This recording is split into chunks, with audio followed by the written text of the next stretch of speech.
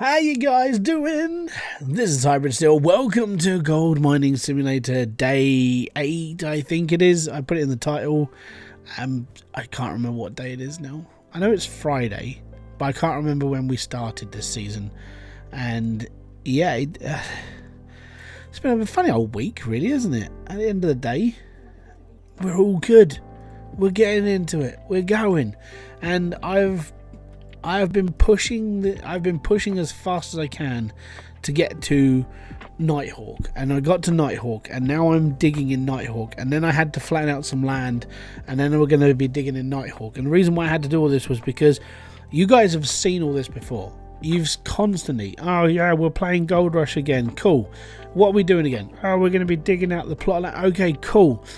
So now these streams I do for Gold Rush, a little gold mining simulator, for flip's sake, gold mining simulator, right?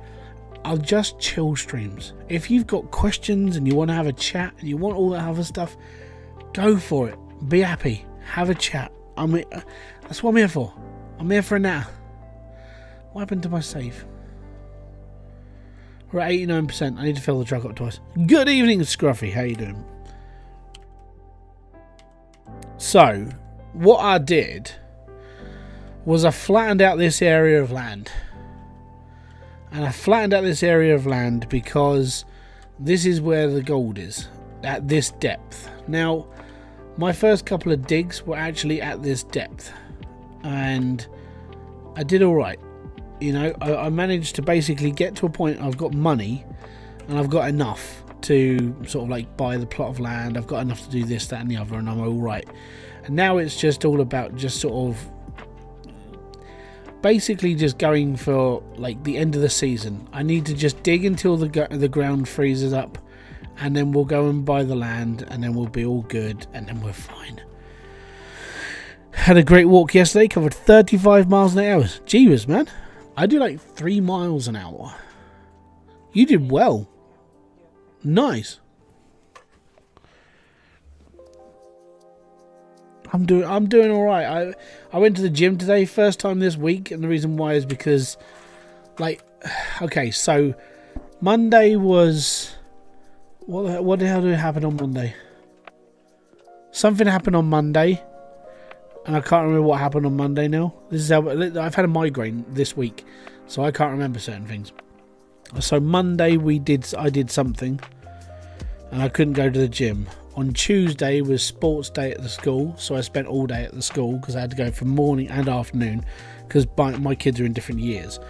Wednesday I had a migraine, and then I blacked out for a bit, and I've come back, and that's why I can't remember what's happened on Monday. And then on Thursday, yesterday, I went shopping. We did this, that, and the other. We went out for a bit basically, which was nice. We had to go shopping because you need to eat, apparently, even though it's bad for you if you eat what I eat. But apart from that, yeah, we're okay. And then today was gym, and I went a little bit heavy today, which was all right. I kept myself okay, so I didn't kill myself. Now I'm just in rest mode, which is good. And so on Monday, back in the gym, should be with no issues. And yeah, we're all good. Apart from that, it's basically calming down for a weekend. I've got some work to do on Sunday. I got given a code by a company and like, hey, can you come and check out this game? By the way, the embargo finishes on the 17th, and we would like to see some content. I'm like, great. So I actually have to physically have to build a video that has to go out on Monday, even though I already have one planned out for Monday. So I'm probably gonna have to like mess around with the schedule. So Sunday I'm basically going to be doing like bit recording, where I do a little bit of recording, play the game for like 3 hours, do another bit of recording, play the game for another couple of hours, and then do the final bit of recording. So like in stages, because it's one of those games where you're like, oh, progression, it's going to take a long time, and it's going to be too long for just one video. So I'm not sure whether, I don't think people want to see the whole game because it's very sort of, oh, by the way, yeah, you got to do this to start with, you got to do the tutorial, then you've got to listen to this, and you've got to do that. I'm like, nah, bollocks that. So I'll just figure that out as I go. Scudder, how you doing, buddy? I had to find a way to try and get you in on that conversation.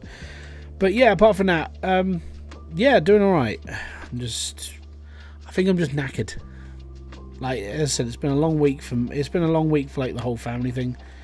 I'm tired because of like the migraine. I'm okay. The worst part I would say about having a migraine though is the medication makes you like, you wake up and you're like, I'm a little bit hungry, because it gives you the munchies. Now, the block of flats I live on, I think it's just one person, and that person smokes weed. Now, I don't mind people smoking weed, that's completely fine.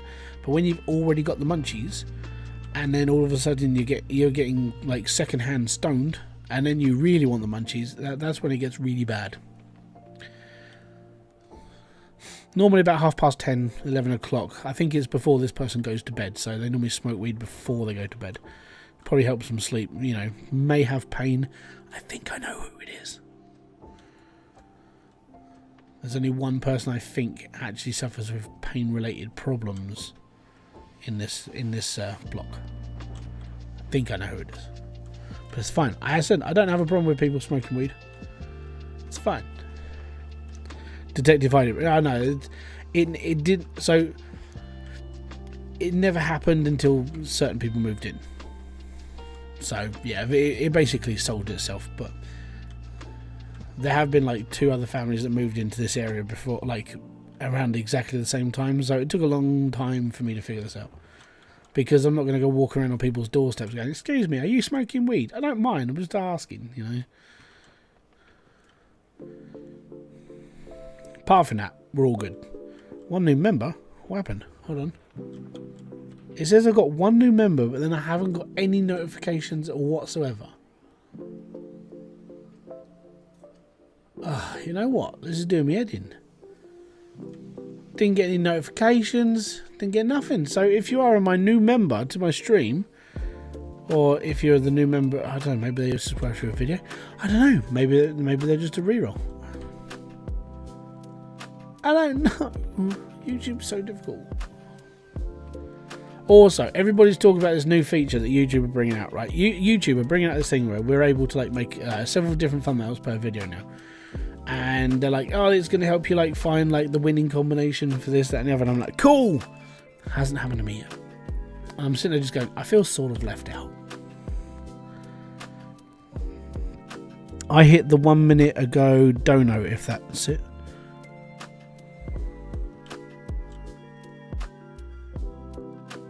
No. So basically, it means, so when it says 1 member, so that means either somebody has renewed, or it comes up. Yeah, hitting the thumbs up is just hitting the thumbs up. That's liking it. Thank you very much for the support. It means a lot. Thanks, Russ. Doug B, what's up, dude? How's tricks?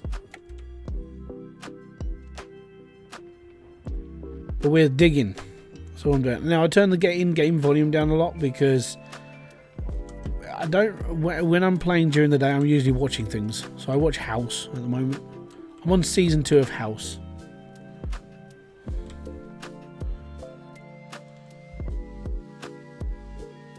Good show. So I don't know why I didn't watch it before. I think it was just through time, but I don't think I had like Sky at the time, or whenever it was on. Probably the main reason. I did download GMS, and it's still very buggy for the PS5. Can't toggle squares on the map, and the driving of vehicles is extremely laggy. Right. So what you do with that, and I know this sounds like I'm shilling for them, if you join their Discord and go and check them out, because I don't know all the updates that are happening right now, and I don't know how long it's going to take, and so on and so forth, your query of the game might already be solved. They might just be waiting for an update to go through. I don't know. So the best thing to do, go and check out their Discord and find out, because they're basically right now they're going into like, I think it's going into like sub maintenance mode. So if there's any issues with the updates and so on and so forth, obviously they need to know. But they have basically confirmed that they are working on Gold Mining Simulator 2, so maybe they'll get around to fixing all of the issues before the game actually comes out this time. Hopefully, I'm crossing my fingers, because I'm going to be honest, if Gold Mining Simulator 2 comes out and it's good, then I'll be playing it a little bit more.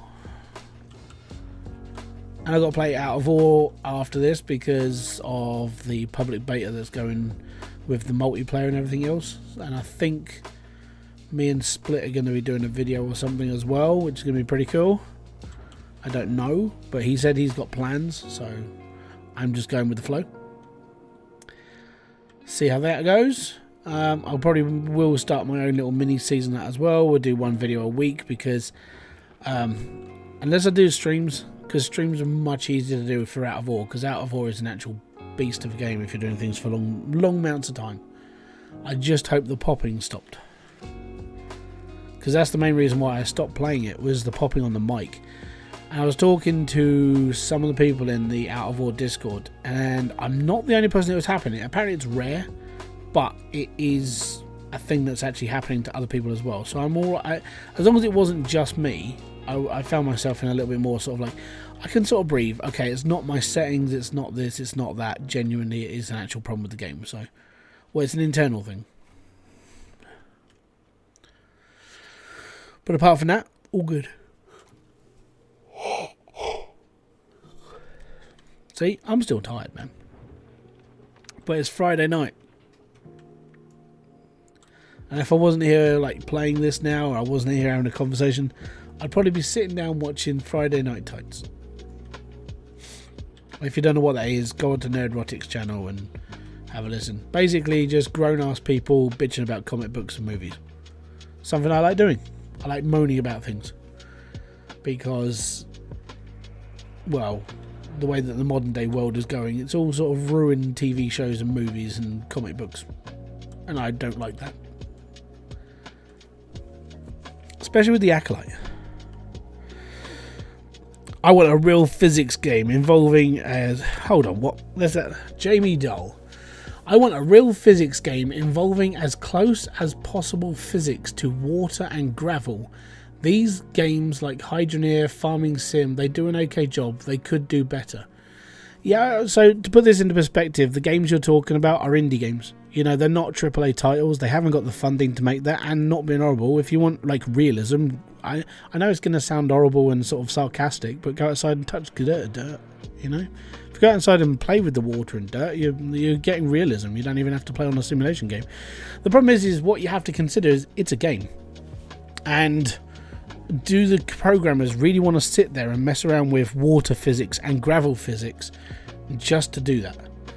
Not really. The closest you'll get to that is playing Out of War, and that's pretty much it.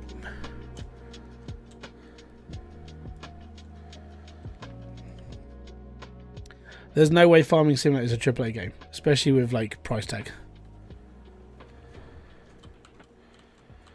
The problem is the assets cost too much more. Yeah, exactly.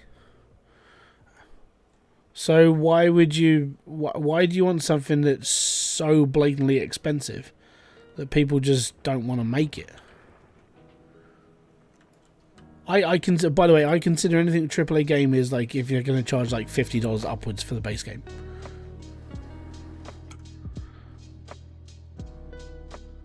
Let me just try. Let's just find this Farming Simulator.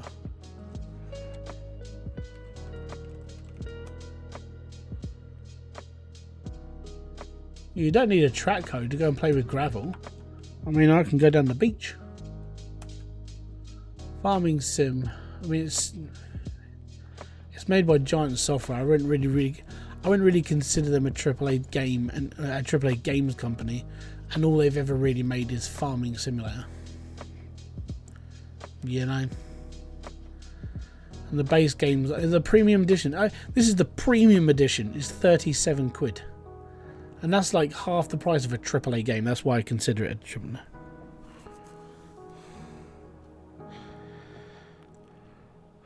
Hey, you could build the game yourself. The thing is, I think a lot of the people, when they make these games, they make them so they can actually be made. The problem with making them too real is that at that point you might as well just play the game. You might as well just go out and become a farmer or become a miner. You know, the reason why I play games is to not do these things.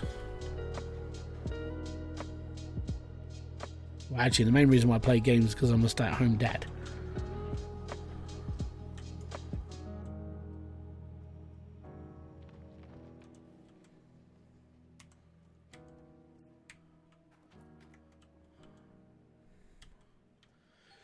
Yeah, I think as real as you're going to get is Out of War. I think that is a basic for a long time now. That's going to be the standard for a little while.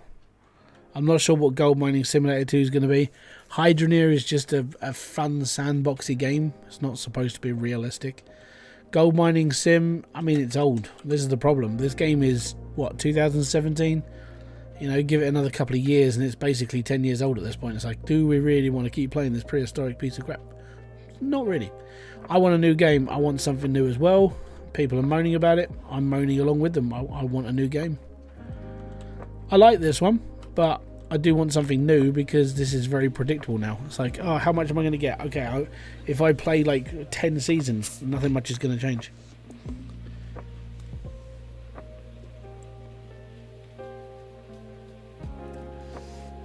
Any thoughts on ships at sea? See, this is where like the problem that I came up with was this season started in the wrong time. Because all these games that people keep talking to me about, like ships at sea and everything, happened when this game went, like the season went live. I'm like, oh man, really annoying. So there's a lot of games I wanted to try out for Next Fest, but I'm playing this season.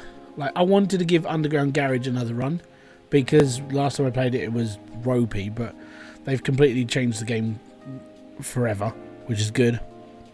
It's fairly bare bones. Doesn't surprise me. It's not as bare bones as the one I've got to showcase on Monday, let's put it that way. That one is, I want to say questionable. And the reason why I want to say questionable is because it's basically how basic can we make a shop game before the user goes, I think we have a problem. And that will be one of my, I will be bringing this up in a video when I actually make and talk about the game itself. But my problem with the game as is as it has there's no risk, there's no downside, so everything is reward. You do one thing and you make money, you do another thing, you make money, you do this, you make money. There's no risk for it. So it's basically a idiot's guide to simulation, like tycoon game, but it's set on baby mode, whereas my kid could probably play it and be happy making money. And that's my youngest, not like my oldest. My 5-year-old kid could probably understand what he has to do, and he doesn't even know how to use a keyboard and mouse properly. So that's the raw element of the game that I'm talking about. It is very, very simple. So yeah, I think it's gonna be one of those. I may be taking the piss a bit out of it. So get ready for some sarcastic, classic British like one-liners, maybe, if I can think of any, before the game rots my brain. But apart from that, yeah, it's fine.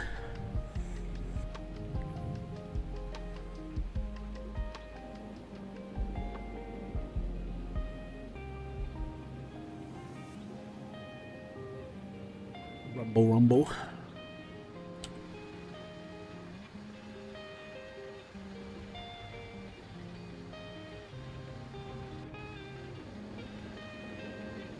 Right, that can go. Leash this off. Travel down. Yummy. Give me a sec.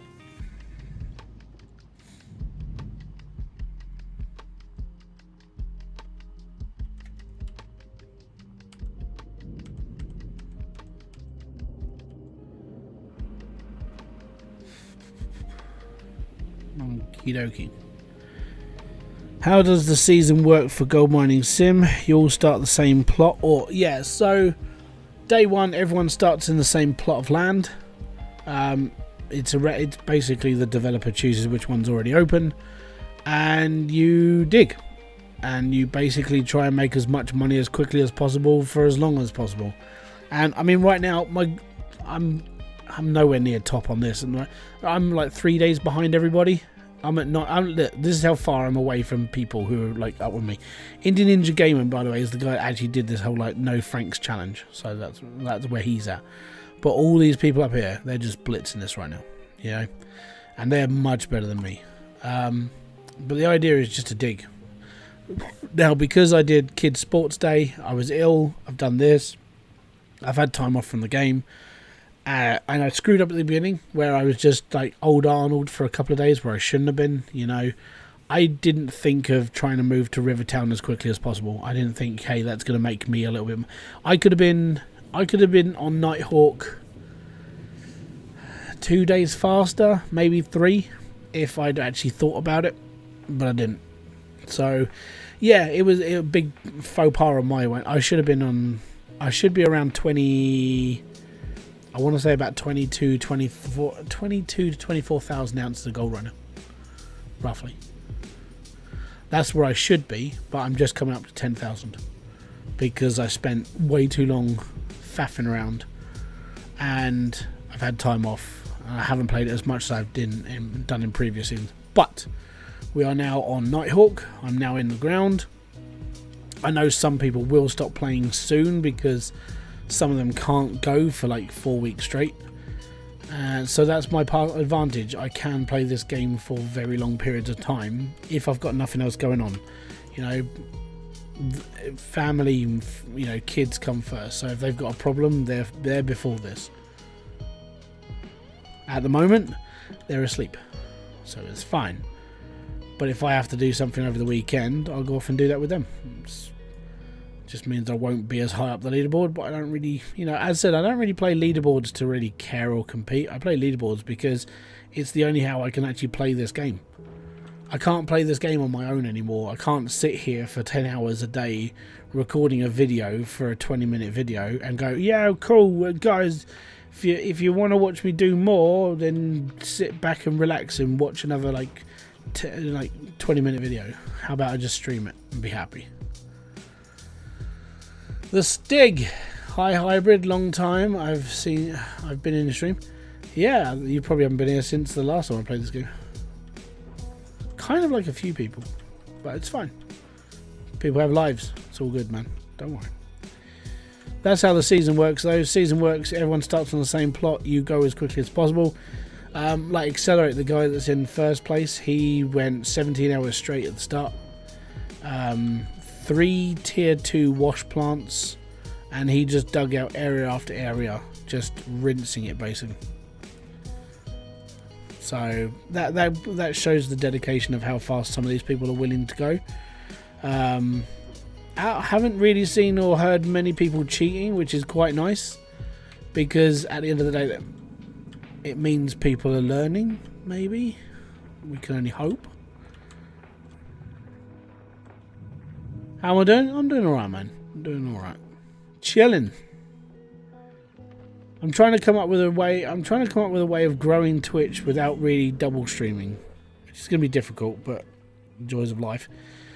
Because I do want to play like other games. I would say that my YouTube channel is mainly for like sim gaming and stuff like this. Twitch is mainly for like just having an extra arm in, just having an extra finger in the pie sort of thing.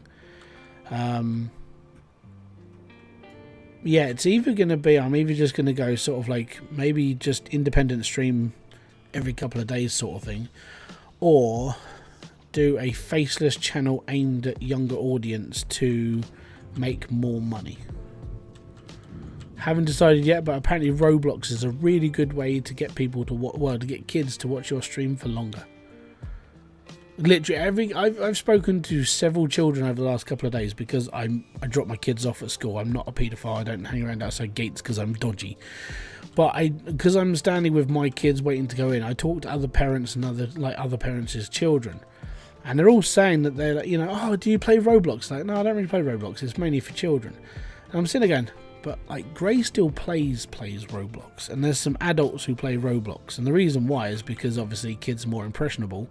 And they'll watch for longer as long as there's bright flashy lights on the screen, or you've got like 100 jump cuts.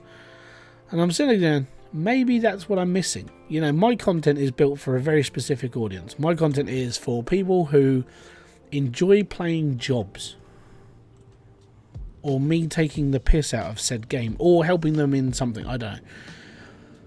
But when it comes down to getting people to watch for longer, you have to make like entertaining gaming content.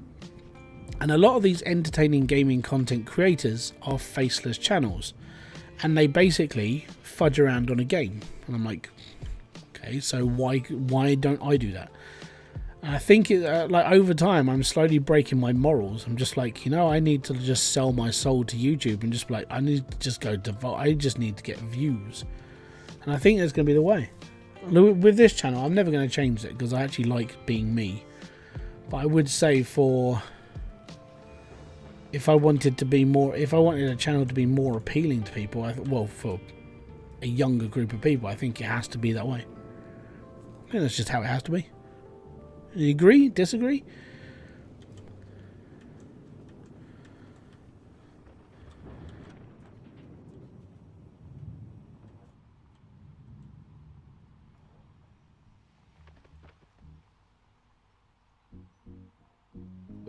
Pardon me.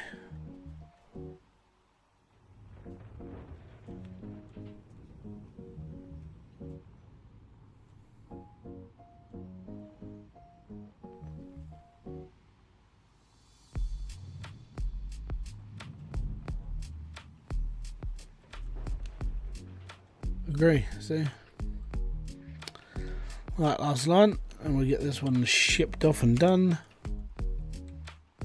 And then we'll move the old excavator back 1 square, and we'll start digging out another square. Now, when I started digging this 1 square, there was about 1,400 ounces of gold left. So I think I've mined 1,600 ounces out of this 1 hole, which isn't bad. Basically, this last lot that I'm doing now, all these buckets I'm now mining through, this is going to be my last lot that I mine this season. So I need it to make like 2, maybe 3 million. Hopefully. And the reason why is because I need it to make that money. I need to buy the machines. I need to buy the plot. I can buy the land now. I mean, I've got 2.9 mil. And the plot's 2.4, which is okay. But then I need like 1.5 million to 2 million for all the machines that I'm going to need. And I need 1 million to redo thingamajig. Yeah, to reset the land.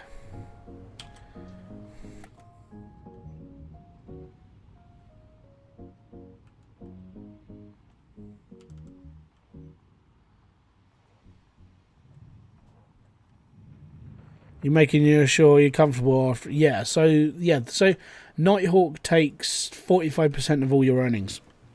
After so if I cashed in now, let's say I made 1 million, right? Nighthawk takes 450,000 of that, and the rent on my machines is 91 grand. So 500,000 every day that I would earn money, and every day that it goes through.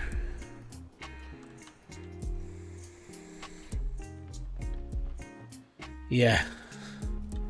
Well, when I moved this time round, I think I bought all the stuff again. I chucked it all up. I was like, yeah, let's go. And I had like 120 grand left. I had to dig as quickly as possible just to earn enough money to get me through another day. Now, thankfully, the squares on this game, the squares on Nighthawk are really rich. So I just dug. And as soon as I hit the yellow, I was just like, screw it, right, we'll just dig. So I cleared out, I think I've cleared out like 6-7 squares. So that hole over there, that was a couple of squares. There's a hole over there as well. If you can see above the rings, those holes over there I dug specifically because I could get to those faster. They were shallower gold, and that's all I did. I just went berserk on them. I was like, I need money, I need this, and this is gonna be okay. And then I had enough money to open this up and actually do this like my way. But yeah, it's one of the faster ways of going. But I should have done this sooner because I shouldn't have taken so long doing anything else. I'm annoyed at myself for taking too long. I'm annoyed at myself for not thinking, hey, if I can get to Nighthawk, I'll be going faster. Old Arnold is like, it's ropey right at the start. Unless you do Old Man Gaming. Old Man Gaming, he went like, I think he knows how much money he needs to make every day. He's played this game way more than me, and yeah, he's got the economy down in this game to a T. He knows how much he needs. He knows what he can rent. He knows how much everything costs. So if you ever want to watch someone play this game properly without really ever losing money or really ever doing anything wrong, Old Man Gaming is the way forward. Really is. The thing is, he's not even that old. He just calls himself Old Man Gaming.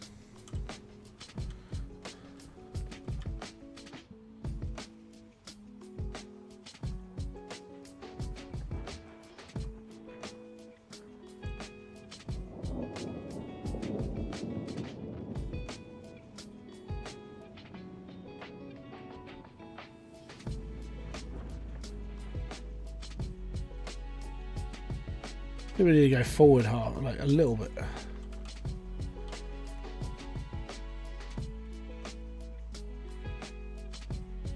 Just a little bit to get that extra reach.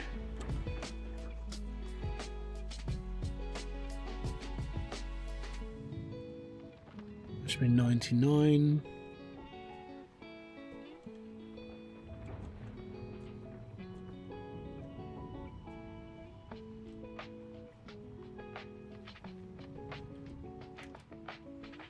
Turn the lights off, let's go.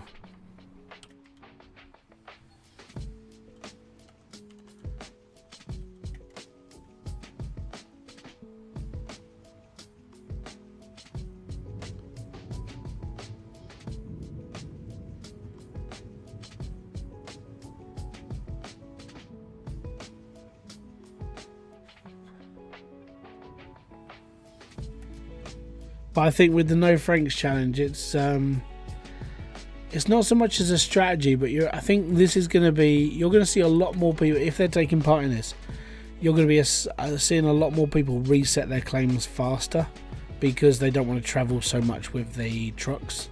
They just want to go truck in, truck out, truck in, truck out.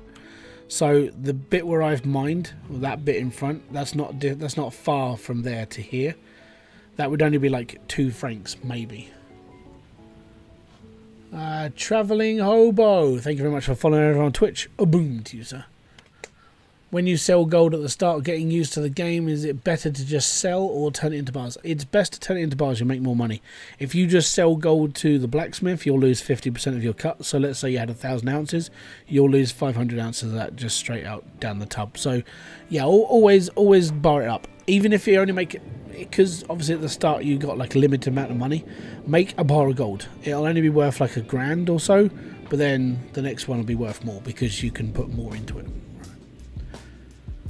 It's just the way it is. I've made that mistake so many times. Like even before I was playing season mode, I did the same. I was like, oh, I'm going to sell the gold because I don't want to do this. But then when I came into season mode, I was talking to people. They were just like, no, don't sell your gold, make a bar. If don't do this instead. Do this, and you'll get faster at doing things. You'll make mistakes, but you will fix them over time. It's practice. I only ever played this game casually, really, but when it came down to playing this like as a season mode, yeah, it's weird. Don't forget about the yeah. So you can't do that until you start like mining magnetite though. So. Yeah, as soon as you've got into like full mine, so you've actually got like a wash plant and everything else set up, when you're actually mining, you'll get a magnetite separator. Use that, and then because it makes more money, you put the magnetite into the blacksmith. The blacksmith can give you upgrades.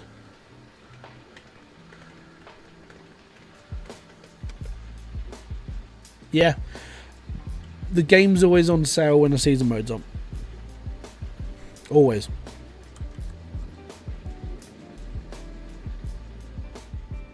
The DLC's okay.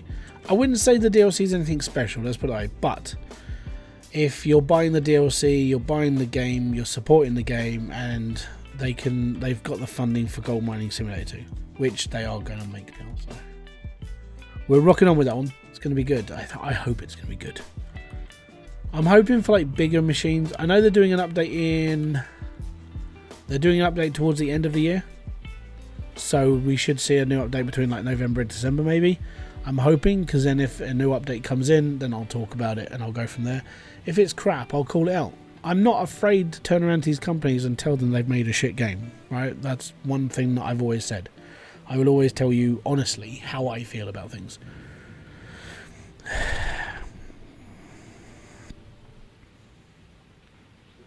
I don't think you'll get so the reason why you won't get a dredge is because that means they have to bring a dredge into the game, which is a whole new thing. Then they have to make a water claim, which is going to be difficult. Then they have to work on the physics of that. It's just going to be a DLC. So what they're going to probably do, and this is my prediction. So my prediction is it's the 14th of the 6th, 2024. My prediction for the next bit of the DLC, they're going to want to add some big stuff. So we might get a bigger excavator, a bigger truck, bigger things, just to make your life a bit more easier in the game. I think that's where it's going to go, and that'll be the last DLC you'll see. And then they'll be like, hey, we're going to do an announcement at the same time, or maybe a couple of days, maybe even to 2025. Hey, we're working on Gold Mining Simulator 2. Give us a year or two. We'll be back, and we will give you a brand new game. I can genuinely see how that's going to go. Could be faster. I don't know. All I know is that we'll find out as it goes on. I don't think Code Horizon are going to screw people up, especially because they're making other games on the side as well. If you haven't checked it out, go check out Sword and Shield. It's a fun little game. You basically loot dead bodies and make new armor. Yay me.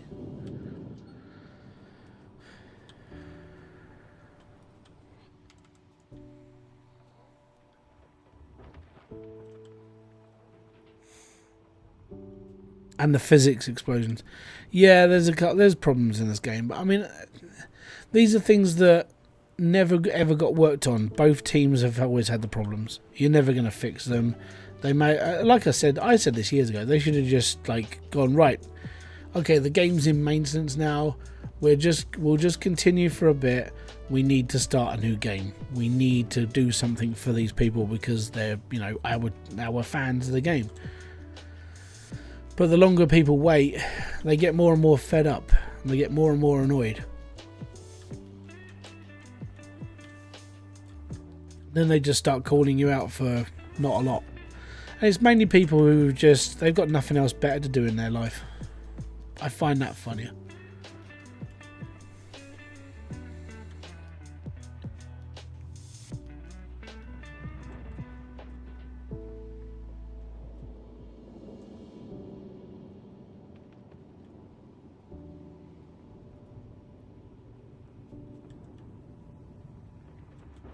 If you have something better in your life, go and do it. There's no point wasting your time and effort moaning about something to a developer who's like, we already know what we're doing, don't worry.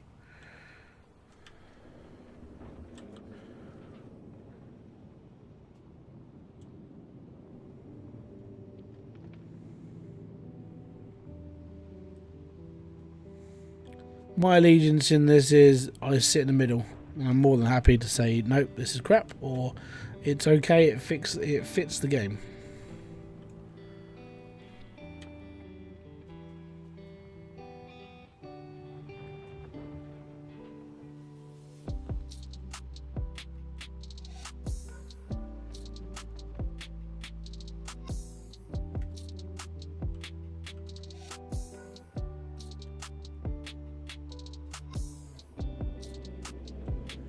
I normally find another game to play until same. I mean, as I said, I don't play this all the time. The reason why is because I can't do back-to-back seasons.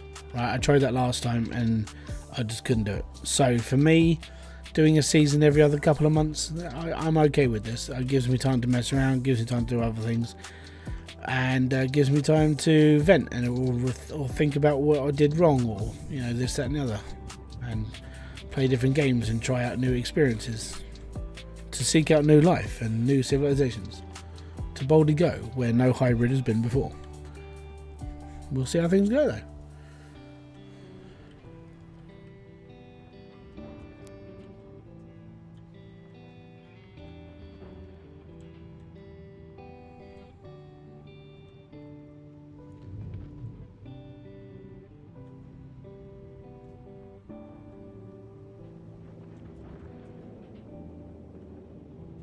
It is the final frontier. Yeah, the gaming world. I was in the early hours for Skull and Bones, and that was hard dealing with the blind. Yeah. So they lost my loyalty for that game when they changed the game. I was looking forward to that game 10 years ago when they were like, we're going to be building a team deathmatch style ship game that's focused more around the black flag of Assassin's Creed, with the ship physics and being able to, like, you know, use wind to your advantage to speed up and gain on your enemies. And if you want to upgrade your ship, you can in the basically you had a single player open sandbox mode where you were able to do missions, upgrade your ship, and then go against other people online, and that was good. And then whatever this shite is they released was bollocks. I looked at it and just went, I really don't like this. And it just, to me, looked like an advanced mobile game. That's all it was for me. That's all it looked like. I hated it. And I wish Ubisoft, I know they won't ever fucking listen, but I wish Ubisoft would listen to its consumer. I wish they would actually sit and just go, you know what? Maybe they got something right. We should listen to the people we're trying to build games for and not do what we think is right, because what they're doing is not right. It's balls. Yeah. It was pants. The first version of, like, Black... If you go and look at Skull and Bones 10 years ago, it was awesome. Yeah, it was basically that.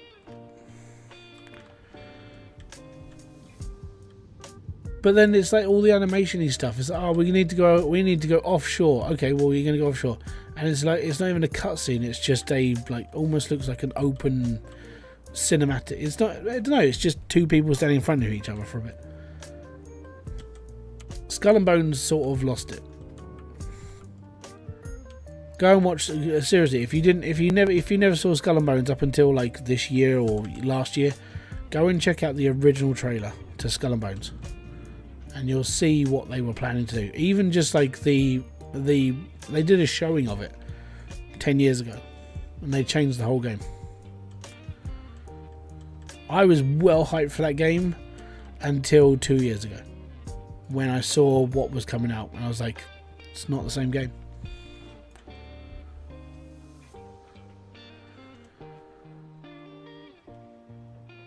That would have been something I would have played on this channel, because being able to upgrade ships, being able to like go into like PvP, 5v5, open sea battle, it's like World of Warships for pirates.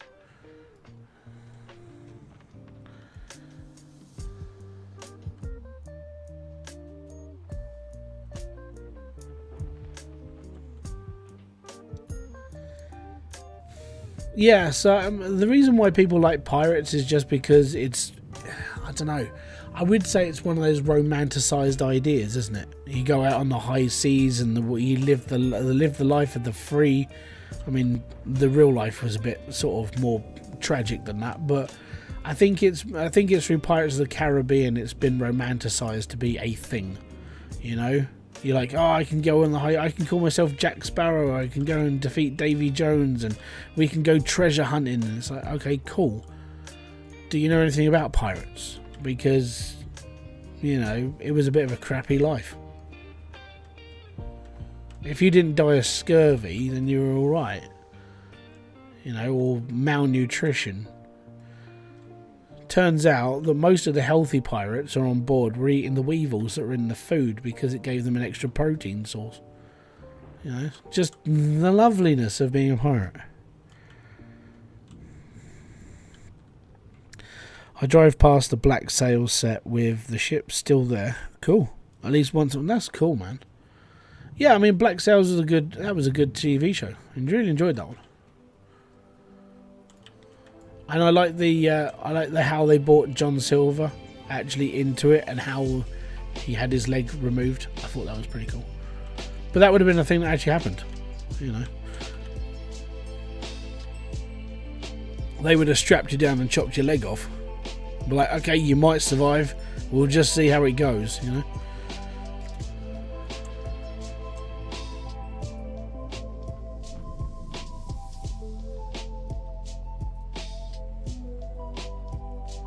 But yeah, I think that's the whole thing. I think the pirate side of life and what people want out of a game, I think it does come down from the fantasy of TV shows and films, and not a lot of people look into the actual history of pirates and how it all like started and how it all finished.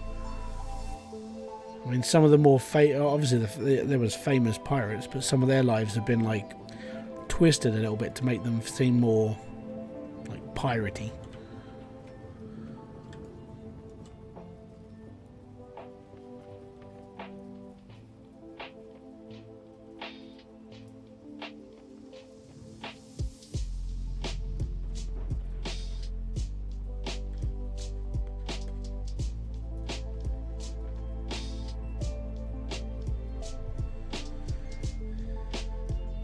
Naval Gin is called that because it's 50% proof. So the black powder had to be strong.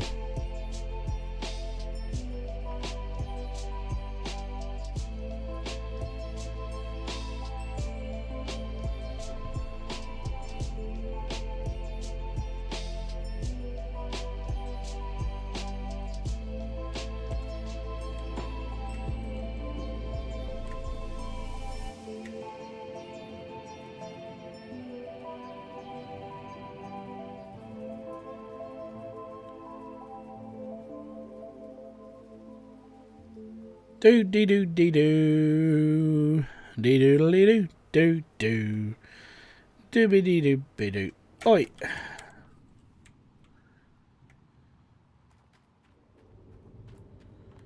67%. We're adding 2 full loads.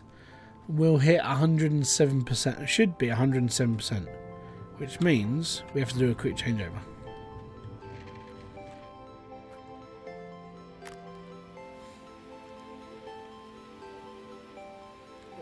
What I might just do is let it run and just fill it all up.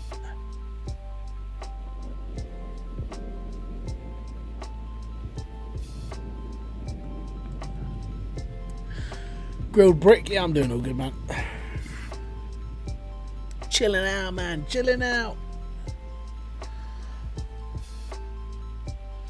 Doing all right. I've got more of this to do tomorrow as well. And then Sunday, I'll be playing this for a little bit in the morning, but mainly I've got to get a video done. So the turnaround on one video is going to be one day. I'm going to start recording bits and pieces on Sunday morning, get through it Sunday afternoon, finish recording Sunday night, start editing about 8ish, finish it by midnight, it'll be done. And worst comes worst, I have to finish it on Monday. Do you know Spike? Yeah, he comes in here. He's in my Discord. You're both in my Discord. I know of you. Yes.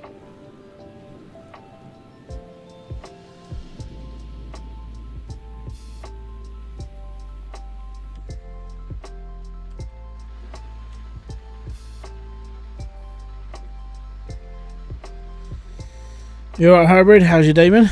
It's been alright today, actually. Did Father's Day with the kids because it's Father's Day this weekend, so I had to go down to the primary school. Father's Day was between 2 and 3 o'clock at the school. Now I have 2 kids in 2 different years, so this means I had to spend half an hour with one kid, half an hour with the other kid, and then I got booted out of the school, stood by the gate for like 10 minutes, and then they let us take the kids home. It's like excellent. Yeah, it was alright. It was nice to spend some time with him. You know. Logan's always really happy to see me, even though sometimes he's a butt. He's alright. When was the last time you had a cheeky pasty? Well, I don't eat pasties. Never. I've never had a pasty. Actually, no. Tell you, the reason why I don't like pasties is because I had one. It's just not my thing. Stunning. Sausage roll? Yeah. Sausage roll? I eat sausage rolls.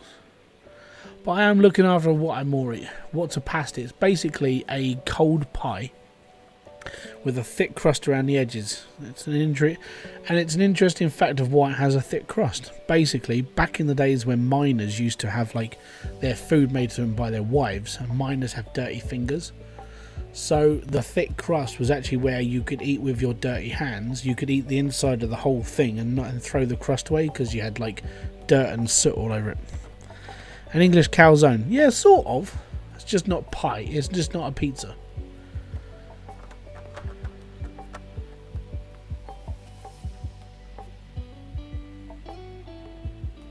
So the bucket's been swapped.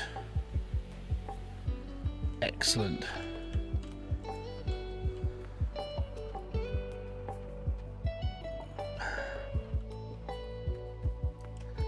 Normally made with potatoes, meat products, and whatever else you want to throw in. Now there is a place in Devon where they make pudding versions, so you can have an apple pie pasty, or you can have like a cranberry pie. So they actually make actual like pudding pies, which is pretty nice. They're really good. I like those. But when it comes to the meat stuff, I'm not a big pasty fan. My brother, on the other hand, he murders pasties. He's like a pasty fiend. But yeah, mainly it's basically potato, meat and other things that you put inside them. And it's an old miner's food. So that's the reason why it's the way it's shaped. It's the reason why it's cooked. That's the reason, so on and so forth.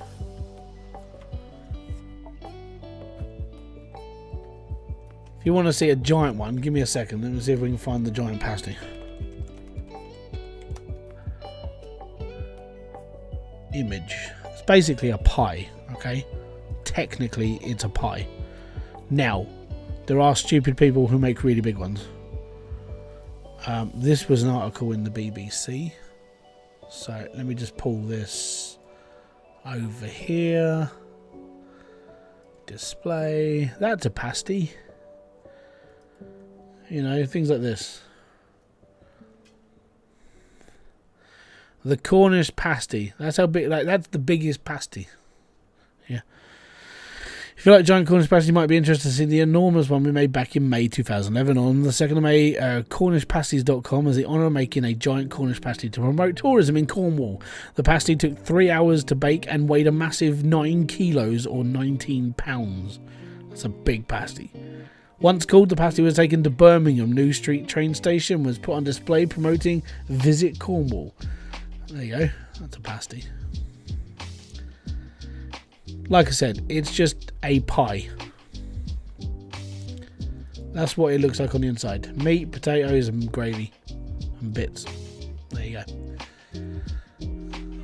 Me personally, as said, not a pasty fan. I don't have a go at people eating them. That's up to them. But for me, it's like I'll have an apple pie pasty. So they'll make that with no, they make apple pie pasties. Yes. So basically, it's a pasty. It's in the shape of a pasty, but it has apple puree, and custard inside. But the only place I found ever sold them was in Cornwall. But yeah, so yeah, pudding versions, yes. Meat version, not for me. I'm more of a sausage roll person. Like sausage rolls. South Africa has something called bobotie. It's like a shepherd's pie with custard instead of mashed potato. So a bit like the one in Friends, which was Rachel's trifle. Meat, good. Custard, good. Yeah, that one. Jam, good. It sounds like the Africans got a bit confused with that one. No, we're going to take the mashed potato out and put custard. My wife doesn't like it when I do that. Oh, it's a Logan. You're supposed to be in bed, mate.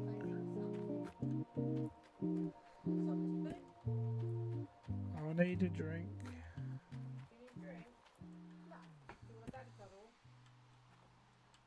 Yeah. Do you want to go back to bed, mate? Well, why are you waiting? There's nothing else for you to do apart from go to bed. It's too late. Please don't be that child.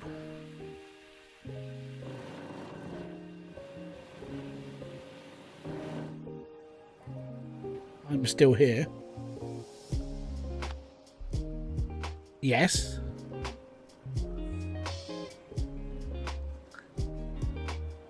Can I take Alexa out of your room? Why? I can do it later. You just want to go and disconnect Alexa.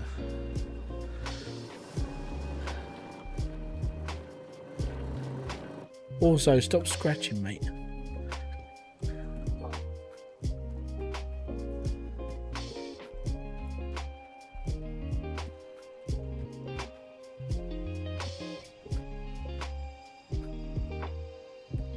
I'll go in whole. I'm not asking for much in life. There we go.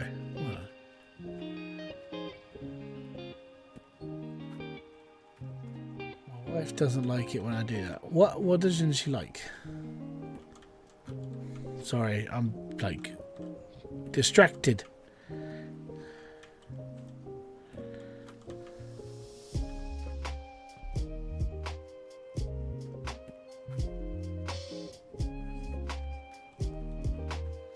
That's okay.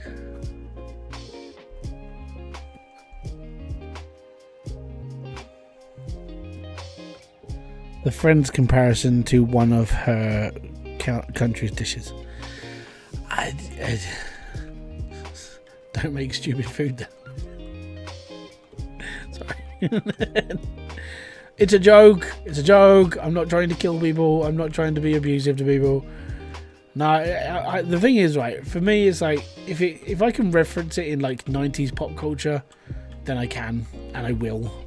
And it's just one of those things.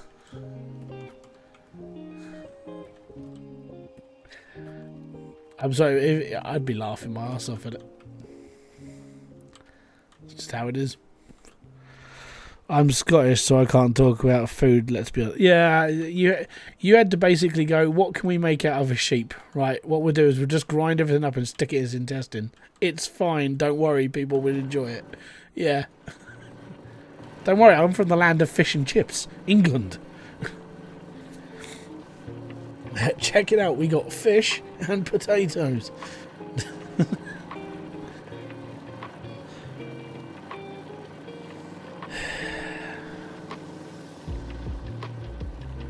Well, the rule that Scottish people came up with, don't ask what's in it. Why not? Because you won't eat it.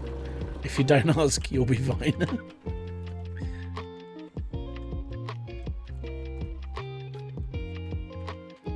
I watched Bald and Bankrupt. When he was going off to like different countries, he's trying different foods from like them. Obviously, I mean, he's a bit more like adventurous when it comes to his palate. But every time I saw the food he was eating, I was like, mate, I wouldn't touch it. I'd be the most hungriest like traveller in the world, and the reason why is just because I don't eat food. I eat crap. I'm just processed crap food.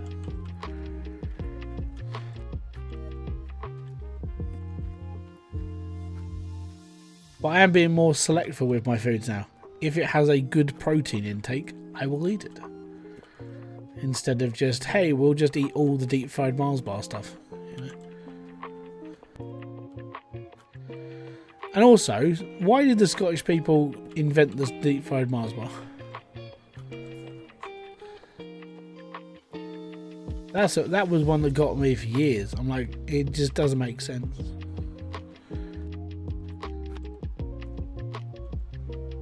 Right, that's all clean and we're ready to go. Cos Glasgow deep fried. Is it deep fried? Yes, we can eat it.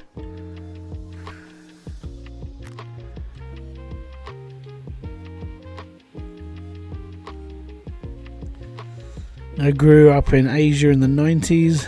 That's a rule, but don't ask. Yeah. I usually have fish and chips on a Friday. We had a takeaway because it's Father's Day this weekend, and Kerry was like, "What do you want for Father's Day?" I'm like, "I don't really want anything for Father's Day."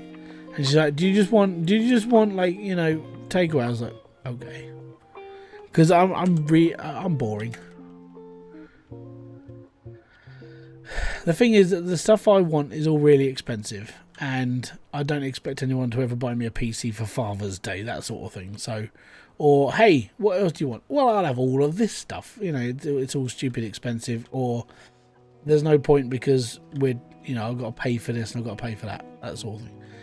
So for me, Father's Day is just, do I get to spend it with my kids and my wife? Yes, then I'm okay. It's like my birthday nowadays. I don't really care about my birthday much anymore. It's because I'm old, and I'm like, what else can there really be apart from living another year? I've seen the sun from several different angles now. I've been around the sun for another 365 days. I'm fine.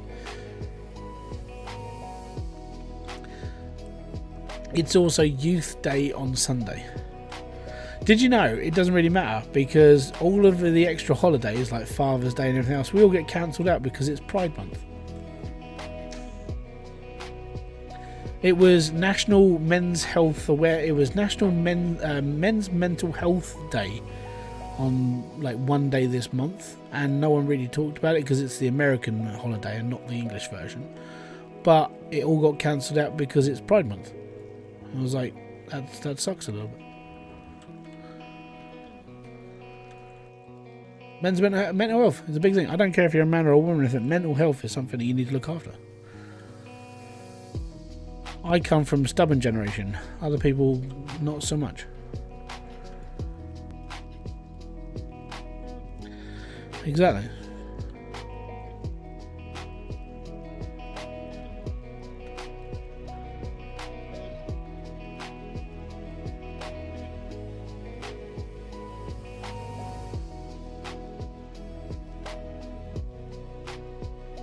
Here you go, let's have a look. Let's go on to Google and say National Day. The National Day calendar. I don't know. Let's have a look. Except June 14th is Raise the Flag, Toast to the Troops in America. That's what date is over there at the moment. National Cucumber Day was today as well. Did anybody celebrate Cucumber Day apart from like raunchy women who are quite single and like live with a lot of cats? Probably not. National New Mexico Day, June 14th. National Bourbon Day, 14th. Army Birthday, June 14th. Oh, tomorrow is National Big Boy Day, which is for burger eaters. National Foam Party Day as well tomorrow. National Megalodon Day tomorrow as well. It's World Martini Day tomorrow, so if you're not all drunk and absolutely smashed off your faces, then I expect better of you. And National Smile Power Day tomorrow. These are all the days. Wear blue Friday before Father's Day. Apparently we had to do that today. I wear black, so it doesn't help. National Movie Night. It's National Movie Night. I'm not making this up. There's actually a thing. Here you go. This is the thing. National Day. It's a website dedicated to national days. Let's have a look at June. There you go.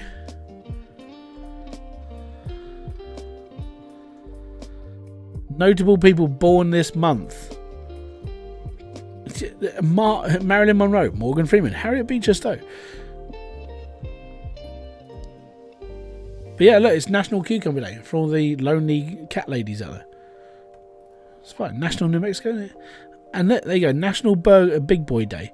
Founded in 2024 by Big Boy Restaurants in collaboration with National Day Calendar. It's amazing.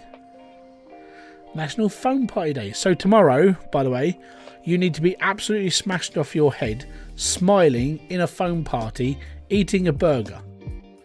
If you just want to go full 4 days, there you go. That's what you've got to do. It's not my rules. It's the rule. Just go out and be happy. Every day is National Be Happy Day. Get out there and do it. National Talk Like a Pirate Day. I know it is. There'll be one day in September where I can talk like this and it is all good. I'm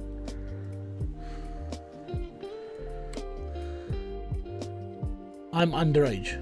Okay, well, depending. Where do you live?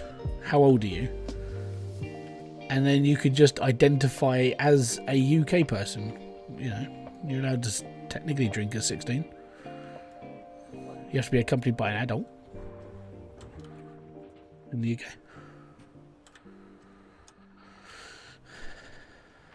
Just saying.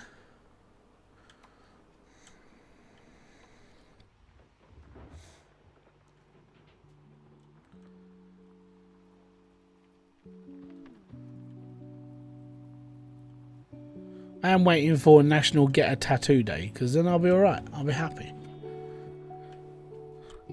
Did they get rid of the country pub rule and 40? In the UK it's been 16. So you're allowed to drink you're allowed to drink under the supervision of adults at 16. You're not allowed to go out and get drunk. So you can, you know, you can have like your first tries of alcohol under parent supervision. But I mean, then that didn't really stop me. I remember that. My first alcoholic drink, and that was disgusting. At 16 years old, it was like my dad had these little like miniatures stuff. I was like, try this, you know, you can try this, it's fine. So you didn't have to. It's just my dad let me. And the first thing he made me like try was Kronenbourg 1664. I gotta be honest, when you're 16, that stuff tastes like poo. It's disgusting. But I'd still drink it now. It won't bother me now. But back then, yeah, my taste buds were really not in tune with alcohol back then. As soon as I hit 18 though, that changed.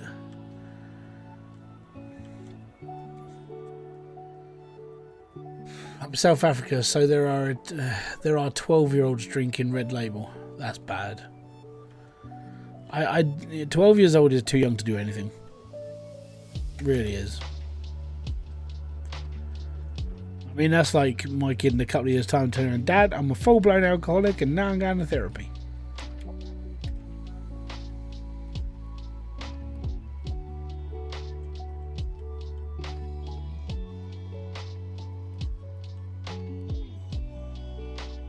Cool, we got 2 South Africans in the chat tonight. I'm not going to sit here and go, do you know each other? Because I know how big South Africa is, don't worry.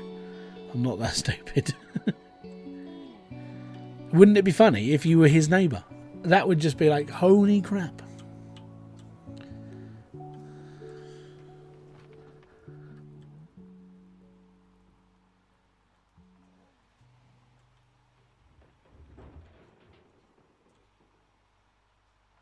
Kill pipes and coke is the big one. I had never heard of it. I live in the arse end of nowhere, so it would be surprising. Yeah, well. You never know. When we moved to Wales, and this is the weird one, right? So we moved to Wales. The house that we moved to was in the middle of nowhere. There is one tiny. There's one town that's very close by. They had a Tesco. They still have a Tesco. But our first day there, the first day, right? We hadn't even moved in properly. We went to Tesco because we didn't have any food because we just moved in. The lady who was standing in front of us was the barmaid from the town we just moved from. 300 miles away. Go figure, right? We can't take my mum anywhere without her knowing someone. We were on the Norfolk Broads on a boat in the middle of Norfolk with no one else around us. And the people who stopped next to us, they moored up in front of us. My mum knew from work. And we were on the Norfolk Broads on a boat in the middle of nowhere. It's amazing. Same story with the thing is you may live in the middle of nowhere, but you never know what could happen. Wife's dad worked for Emirates, retired and moved here. Ran into Emirates Airlines head at yeah, there you go. It's mental. Like, you sit there and just go, oh no, we'll go on holiday, I won't know anybody, and then all of a sudden you're moored up next to somebody in the middle of nowhere on a boat. It's very strange.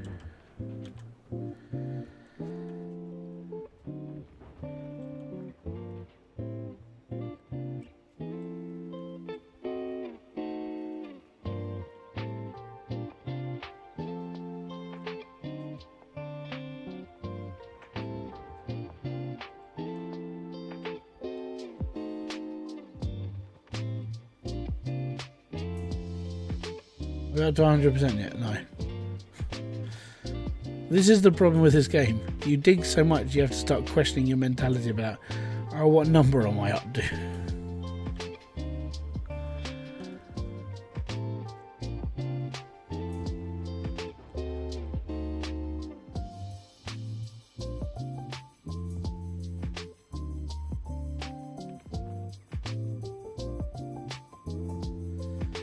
But yeah, it's all strange how the world works. You never know who you're going to meet. You never know where they're going to see it. You never know when anything's going to happen. It just happens. But then, like, I tried to meet up with one of my YouTuber friends, and he was going down to southwest Wales. He was going very, very close to where my parents live, and he was going down there with his missus for a couple of days. I said, hey, I can meet you there. And he goes, well, we're actually going down the day after. I was like, But then, you know, we can meet random people from all over the country in different places around the country. Maybe I should just not plan anything and see what happens. Because you never know, apparently.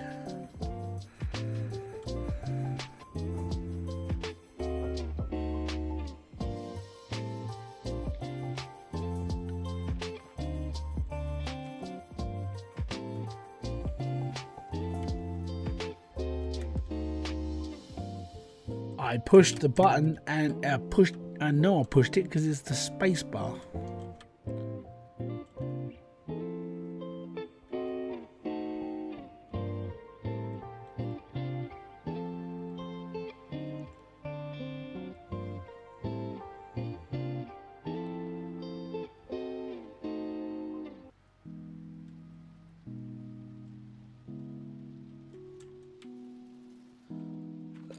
Excuse me.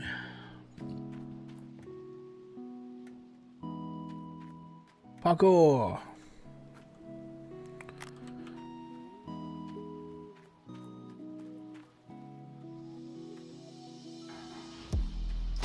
Right, now we just wait until that one's nearly done, and then we can do it again, and again, and again. This is why I stopped doing 30 days worth of streaming on this game. Because every day is the same. This is what it looks like every day for 30 days now. Well, technically for like 23 days now, I think it is.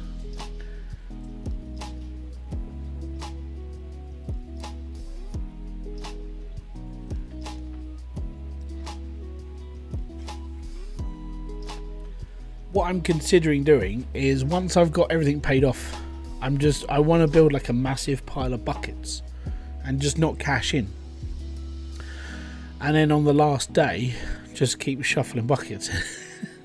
It's like, wow, he went from this much to this much in one day. It's like, and they're just like, there'll be a crater just full of buckets. Might be worth doing, you never know.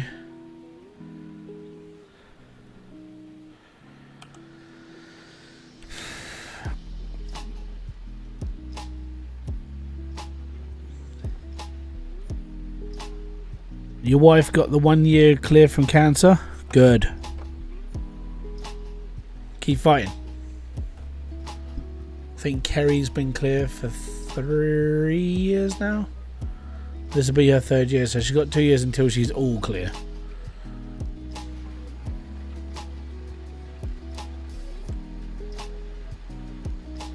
But then there's always that fear. It's like, what have you done? I had a friend who was he was an evil git, and he had, like, when he was younger, he had brain cancer, right?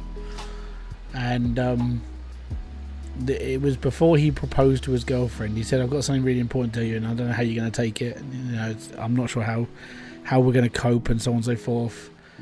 And he basically went down this long tangent of like things that could be, couldn't be, and everything else. And they think his cancer's come back, and then would you marry? And yeah, that's how he proposed to his girlfriend. It's like, you bastard. She got a warrior tattoo on her hand to celebrate. That's cool, man. I reckon after 5 years you should get a voucher to go and get yourself a tattoo to say if you want it, like, you defeated cancer, or you got your 5-year clear. Here's like 60 quid gift voucher, because you deserve it. Like, out of everything I've been through in my life, like, just having cancer in itself is just like worse than anything most people go through in their entire lives. It's horrible.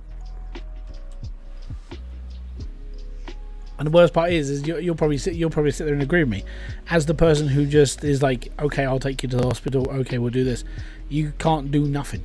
You literally just have to sit and just go, I don't know what to do anymore. That's the worst part from being on that side of it. Like, the person going through it, it's traumatic and it's horrible. From the outside, we're like, I don't know what to do. Here's a cushion.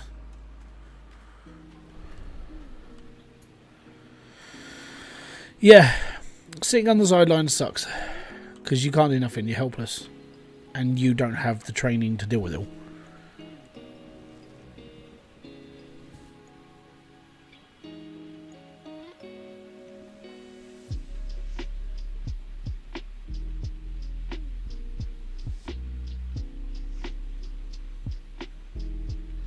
Yeah, well, okay, that was the worst part. The worst part for Kerry was that she went through cancer and gastroparesis at the same time, so they had to treat one first, then the other, and obviously they treated cancer first.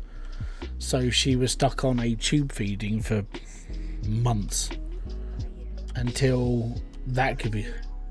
It was a year and a half on tube feed. Yeah.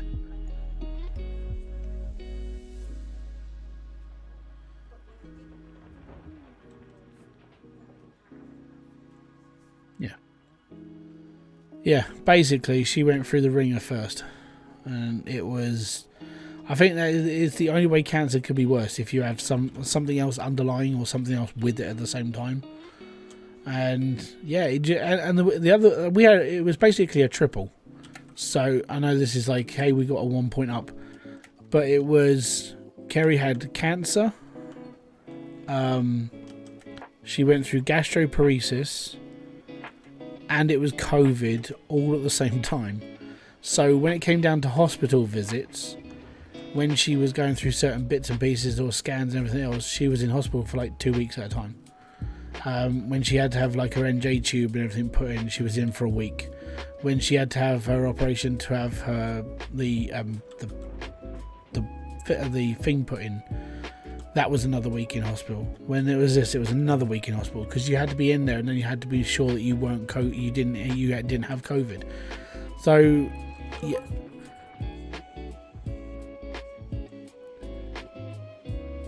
yeah, we couldn't visit. So we made it a point of we would basically be on Facebook phone time between me and her. Kids could talk to her and so on and so forth. My parents came down for like a late Christmas, because we couldn't travel one year because of like Kerry being in hospital. So while she was in hospital, my parents came down and we had to do like a late Christmas without her here. It had to be done through webcam. So it was, you just sat and just went, I don't think it could get any worse. It was just like, I laugh. I sort of like snigger and laugh at it now, because it's just like how bad it was. But then it's like, it's the only way I can personally deal with it.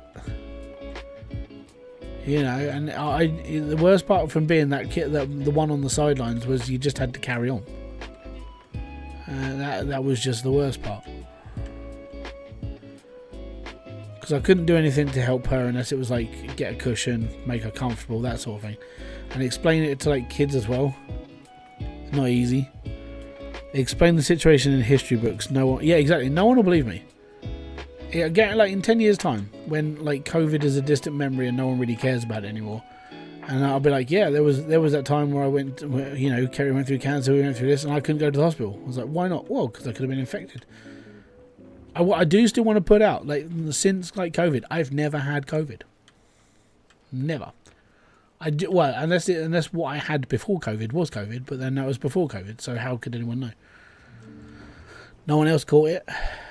No one else was sick with what I had, and I've never had it.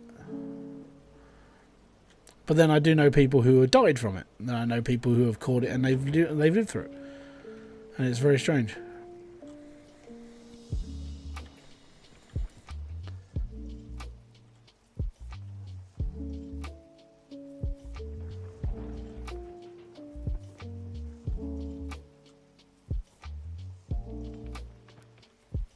But then if you look at Anthony Fauci, because he's just gone through parts. It's not through court. He went to a hearing with some of the chair people from the Senate, and they were talking to him about like how he came up with the rules of like the 6 feet away from certain people and this and the other, and he said that they just made it up. And then you start sitting there. This is the reason why people start questioning scientists, and they start. Well, that's why they question a lot of like the American scientists. Like, where does the evidence come from? And that the 6 foot rule was just made up on the spot. It was like, we should do this, we should do that, and then you get called a conspiracy theorist if you say, well, if we were told this, what else were they sort of like just making up or bending the truth on? And then that's where conspiracy comes from. It's a strange one, really is.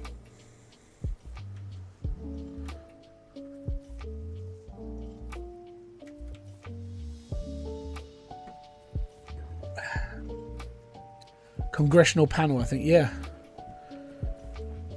Did you know that? Yeah, Fauci's in his 80s, yeah, I know.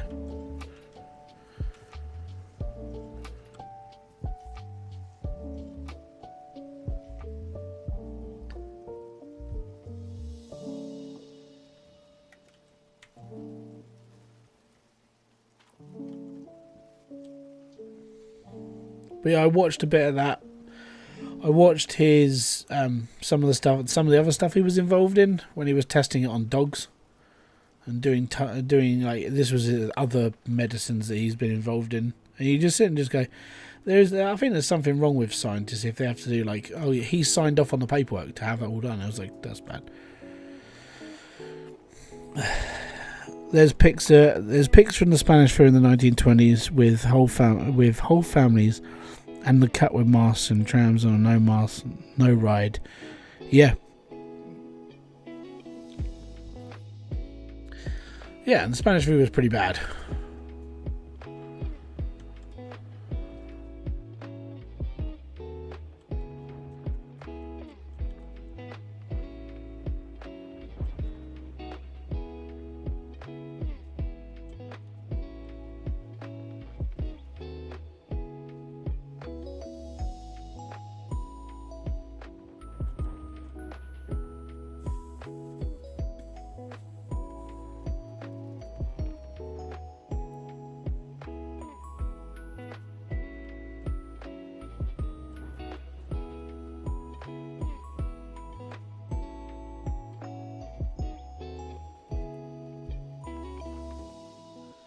I'm gonna go make me some rooibos. What the smeg is rooibos? I'm gonna have to look this up. Rooibos. Oh, it is tea.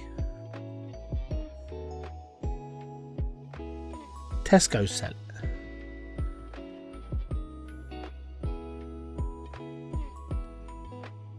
South African tea. Yeah, I've just seen it. Tesco's selling it for $2.85 a pack.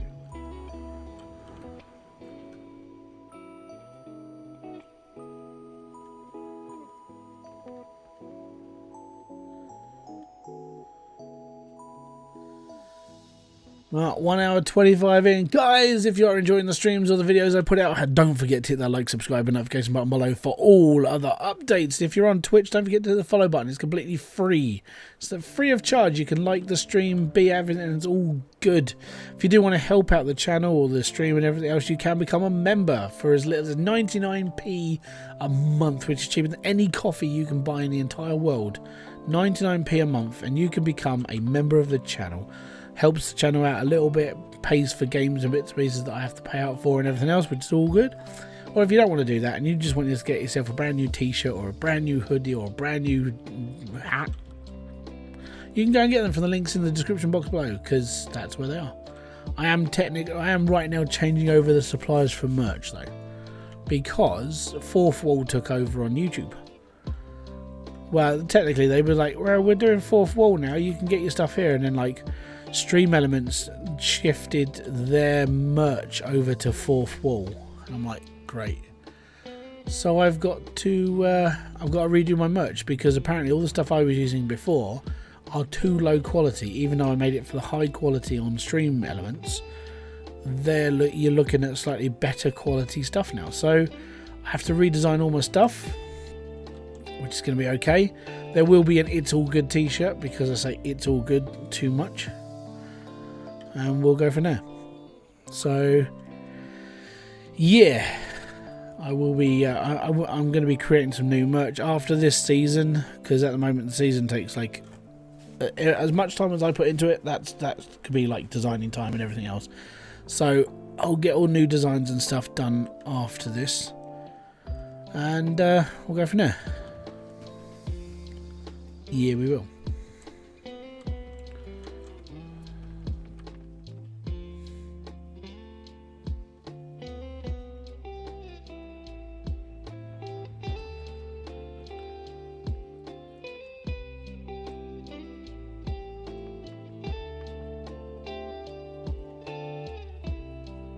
So what I'm going to do is I'm hoping to have as much dug out as possible, and then I'm going to pay for the claim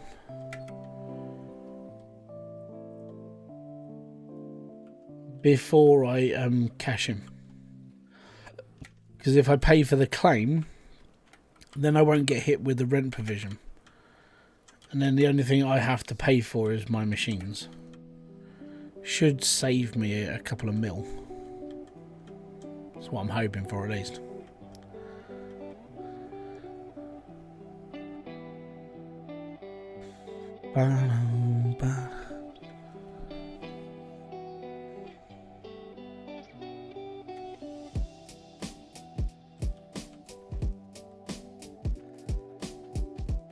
$42. This will put it up to about 80. So we need one more truck after this.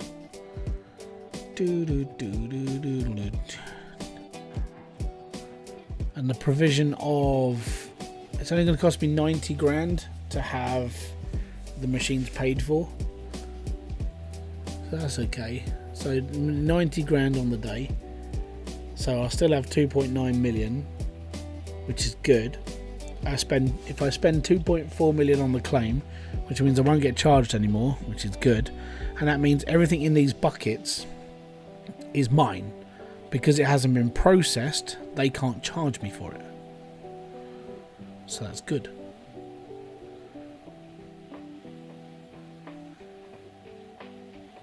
Hydrate, I just did. And that was 21 minutes ago. That's how much I'm paying attention. Just not.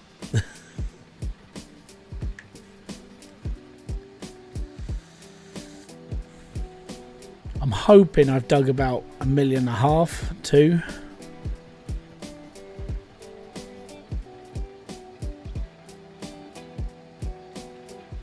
Been a good run though.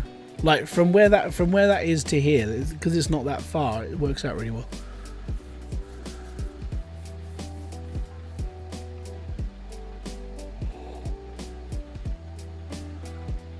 the next time I do this, it'll be next season, and we'll just bulldoze down to a certain point and we can just dig out everything, and we'll go over it again and we'll dig it all the rest of it out.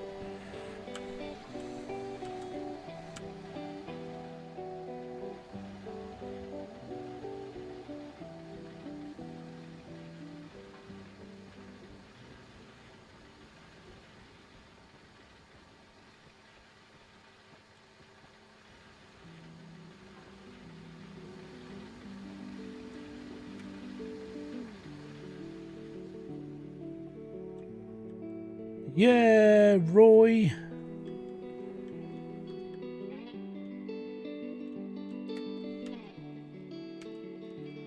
Oh, I'll do that one. Go back to the truck. Quick spawn.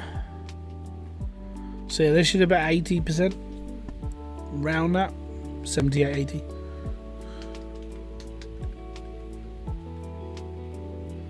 We'll do another 2 trucks. We'll chuck it all up. We'll get it done. Be alright. And then I've got one more round after this. So I should technically just buy one more bucket, then I could do 2 more, but it's fine. How much water have I got left? Plenty. 630,000 gallons, I think.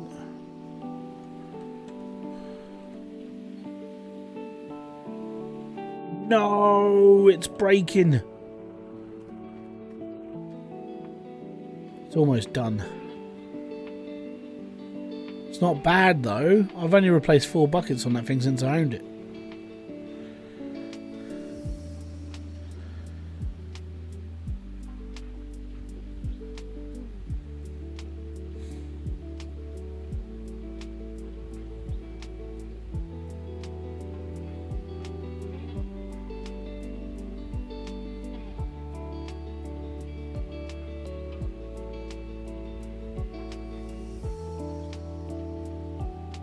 Even with that broken bucket, we still did alright.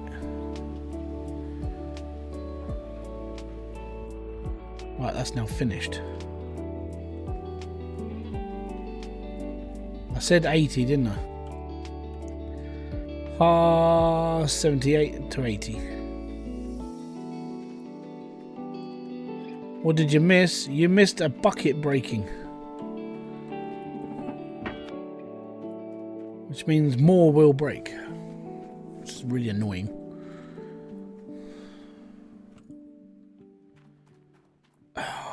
Okay, I'm going to buy... If I buy 4... Because I think we're probably going to lose 4. In the next sort of 2 runs. So, equipment store... Accessories... No, parts. 4.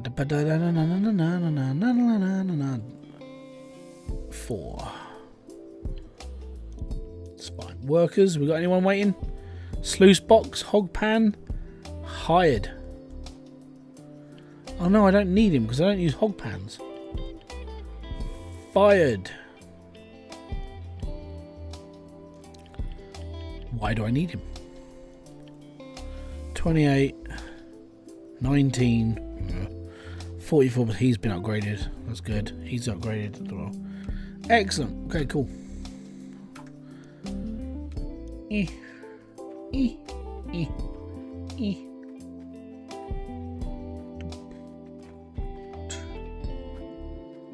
What we'll do is we'll put those over here.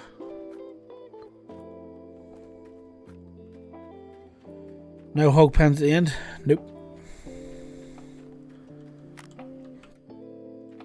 It comes down to, I think when somebody did the math, it worked out that you would get like a 3 to 5% increase, or you get 3 to 5% of gold off of it, which doesn't work out a lot.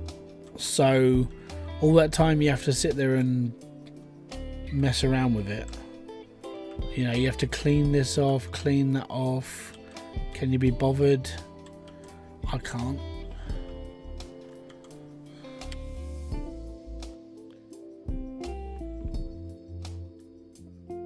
I know some people still use them, but for me, after how it was explained to me, I was like, I'm not really worried about it.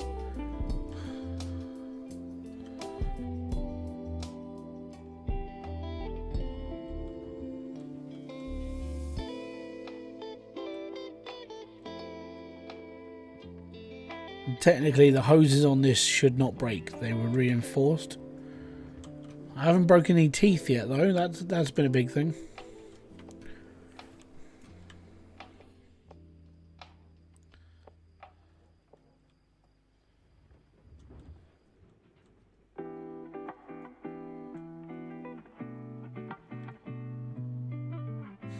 Bum, bum, bum.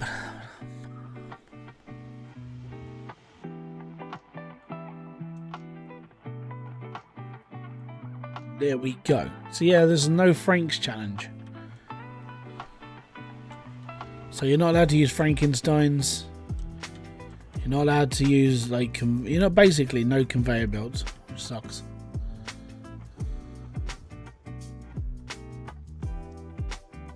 Yeah. The only time it becomes like reasonable to have hog pans as something you should use is when the worker is fully upgraded. But then the worker takes more money than that thing will make. Because obviously the worker changes the mats for you, so you don't have to worry about it. The downside is that the amount of money that it costs you, which is, let's say it's £500 a day, you're not going to make that much gold off of that thing for a little while. You might make an ounce, maybe.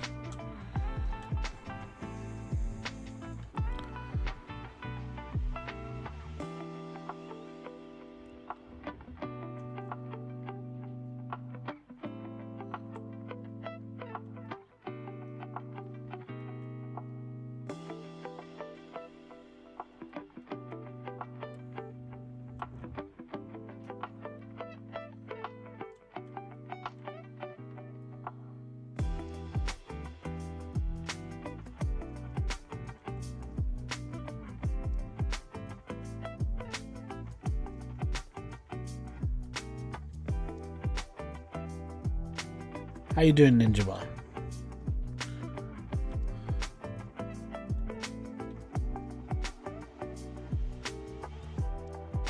I think you can hydrate now. I already did. I normally do it whilst the wash plant's running, because they're not really doing nothing at that time.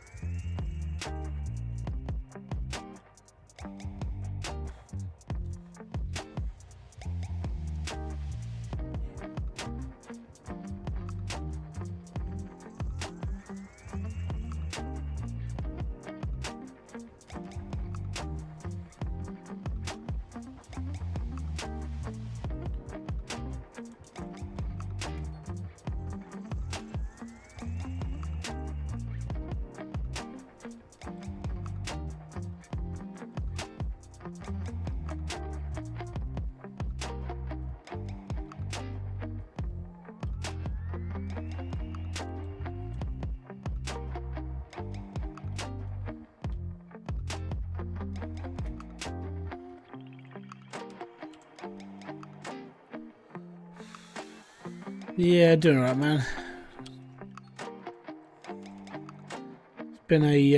It's been a week.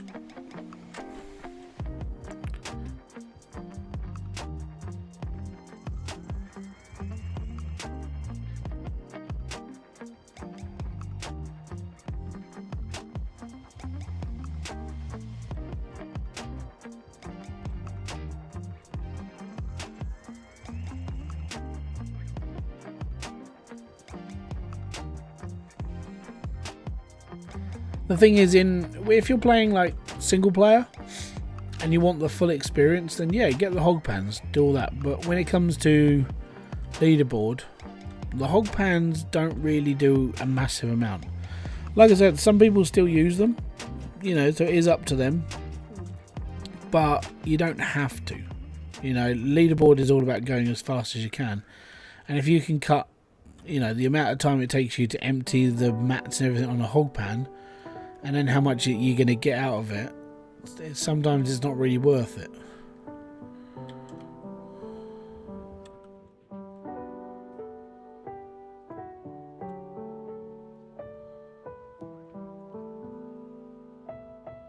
Yeah, definitely. Play however you like. I'd love it at one point if the hog bands became like the meta again. Like, yeah, we're going to play with the hog bands because they make us loads of money. Yeah, we'll see.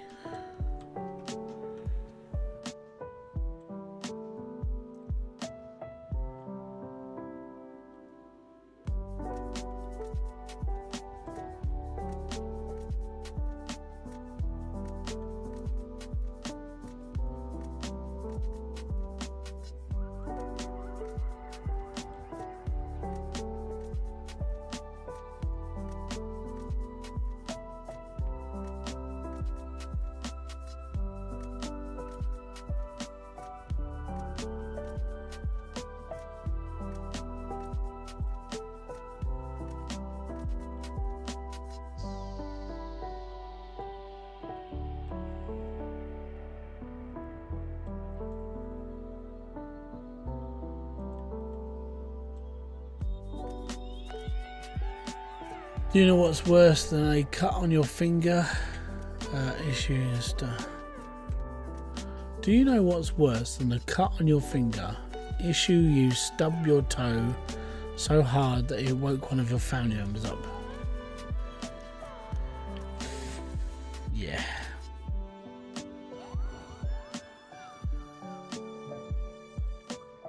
Okay. I don't like it when you stub your toe and you hear a crack and then you go, oh, I can't do nothing about this because the bones are too small and the hospital won't help me.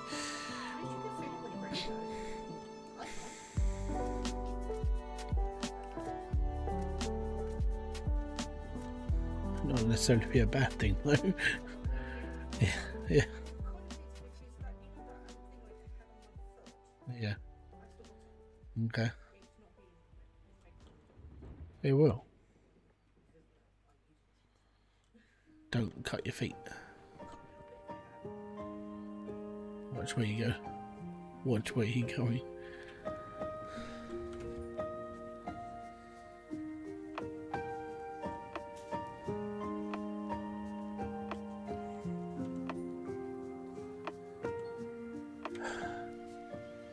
Cracked my toenail last year, opened a door on it, was crying on the floor.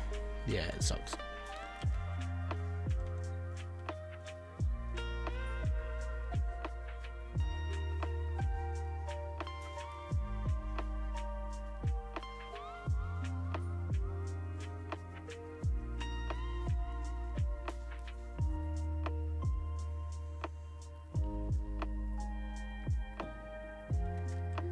Right, this is going to do the next load. So we need to run it for a little bit because we're at 80%. So we're going to get through 50% will be 50% of the dirt that's in the hopper is 10% of what we need.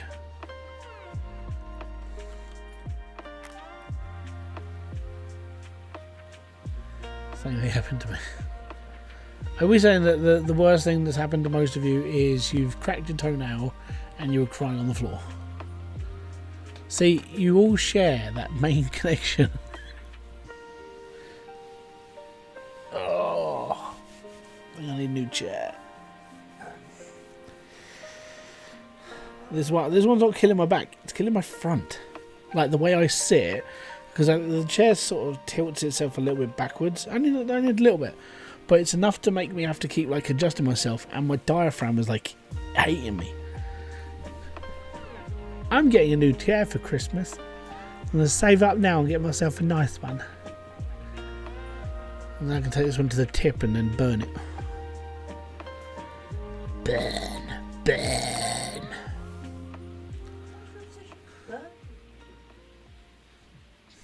Pyromaniac.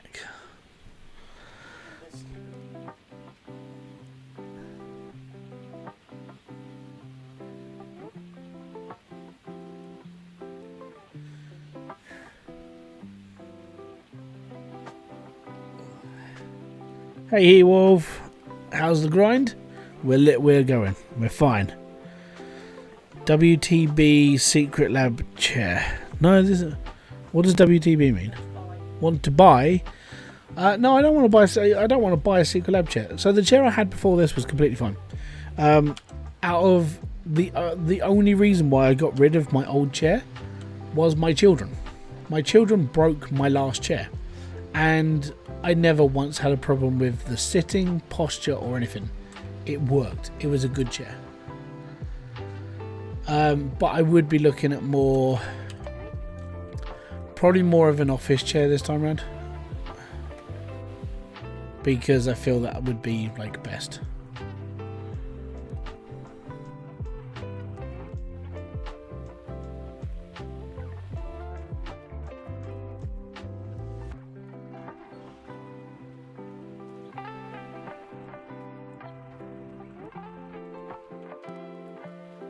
I have a gaming chair. So I had the one I had before this. I will bring it up. Yeah, Herman Miller are really expensive though. Like they're really expensive. Yeah, I mean you can buy a second-hand one for like 400, but it's like no, right.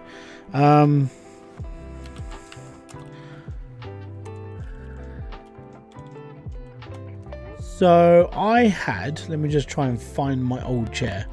It was labelled as a gaming chair, but genuinely, the cushions and everything just made it just better. So this is my old chair. This one here. This is by a company called Vinsetto. And that chair alone, because it's got a flat cushion, doesn't push you upwards or backwards or anything else. If you need a cushion at the back, there is one. And you got the headrest cushion at the top. This, out of all the chairs I've had, was one of the most comfortable chairs I'd ever owned. And it doesn't look it, but it was. And genuinely, good chair. Especially because I'm a fat person as well. This thing holds up to my weight. So I'm alright with that. Now, if I want to be fancy, just get yourself one of those for like 1,500 quid. But no, like Vinsetto were, even though they're just like a standard gaming chair, they weren't the same as like the bucket seat gaming chairs. And the bucket seat ones sucked. Like you're basically, your bum gets pushed. You get two little cushions on the side, which means you have to pull your legs in tighter, so you're going to get leg ache, unless you're really thin. The cushion at the back under your spine actually helped, because the cushion was flat and quite wide. You didn't have to keep moving your legs around. You didn't have to keep adjusting yourself. And you never had any... If you were to lean back or lean forwards, because the cushion's flat, you don't have to keep adjusting your spine. And it was like... I know people bitch and moan about gaming chairs. That chair from the Vinsetto for me was like the best one. I never had one problem with it at all. And the leather was good quality. It wasn't... Okay, it was pleather, but it was like... It never cracked. It never broke. This one, all the arms have already cracked. So I know this chair's not the most expensive, but yeah, it's low quality. But yeah, Vinsetto, I got to be honest, it was just a good chair. And yeah, I think that's going to be my next one as well. I was happy with them. I just had to have a go at my kids because they're the ones who broke it. Buggers. They break everything. That's why I had to buy them a new bloody telly. So there's a video coming out in a couple of weeks' time, and it's called The Most Expensive Video I've Made. And the reason why is because during that video, you hear me have a go at my kids because they broke a chair. Well, I don't have a go at them, but I talk to you about it. Wife got a Noble chair on sale and pretty impressive. Yeah, no, Noble are really good. I don't know. And I've actually heard of them, so yes. But yeah, I was alright with Vinsetto. It was good, it was quality, and it worked, and I was comfortable. I didn't have to keep adjusting myself, I didn't have to keep moving around, and it didn't give me two dents inside my legs. This chair has. It's a bit like Tim the Tatman's head with his headset.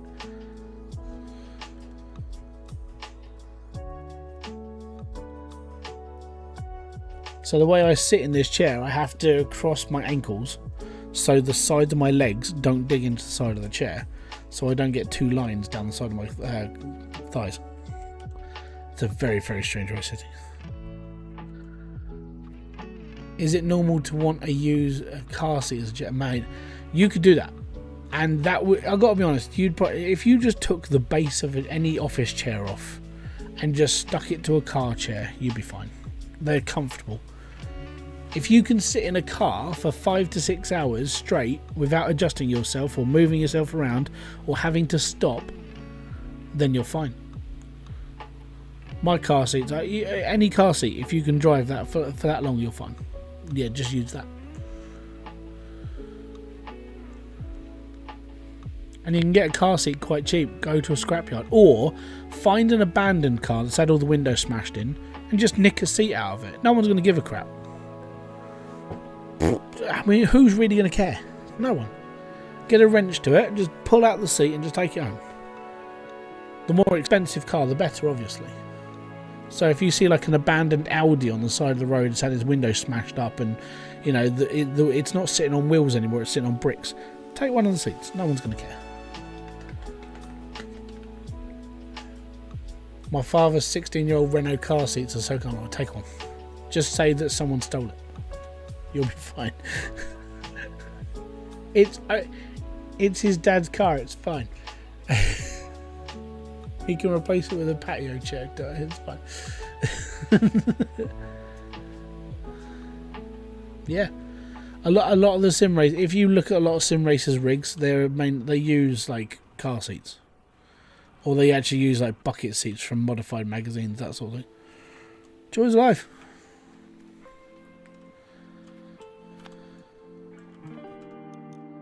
Let me just save that conversation. The gaming chair chat. We need 4 more truckfuls of dirt. Alright? 4 more. And it's really dark in here.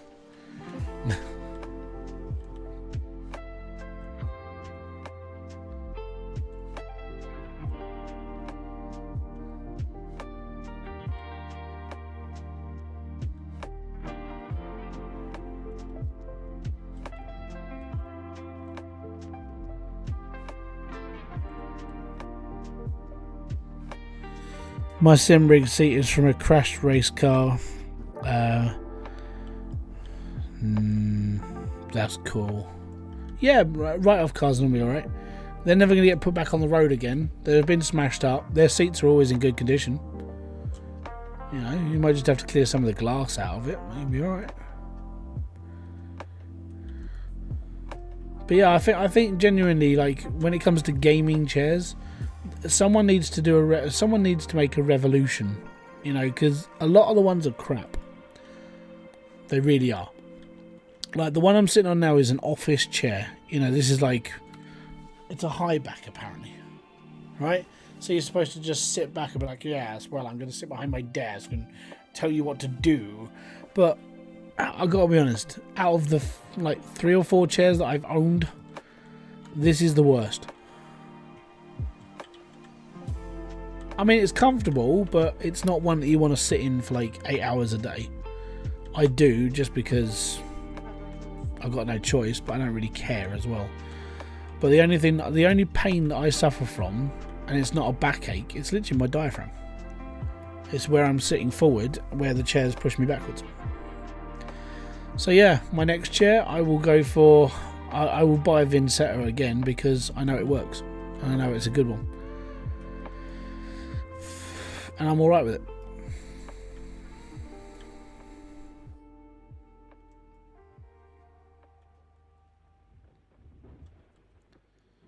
Because I used to have, I had an old X-Rocker chair, and that was on the floor because it didn't have a stand. But that was when I first started doing all this. So, yeah, that was alright. Then I had an actual X-Rocker chair on a stand. That was my first proper chair I had on here. Then I had one of those red gaming chairs that every other person bought. Turns out it was really uncomfortable and not very nice and real cheaply made. And if you buy one of those for more than 50 quid, you're a moron. Because they're only worth like 15 quid. Let's have a look. And the worst part, I would say the worst marketing thing ever is when they say gaming chair. So gaming chairs, most of them suck balls. Images, please. So your bog standard crappy gaming chair looks a little bit like where is it? This one. So the bucket gaming, the bucket chair from the inspired car chair. These panels on the sides.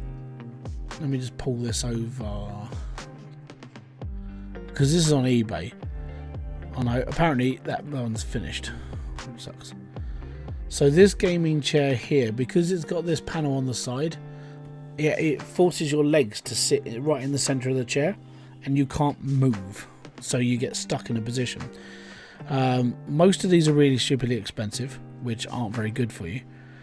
But when it comes to your bare necessity chair, you want one with a flat cushion that doesn't force your back into different positions. So always look around for a gaming chair. I don't understand why they keep saying gaming chairs. Like, they're just chairs. These RGB ones are shit. By the way, don't buy them because it's the same problem with it. It's the same problem. That side panel will force your legs in. It sucks.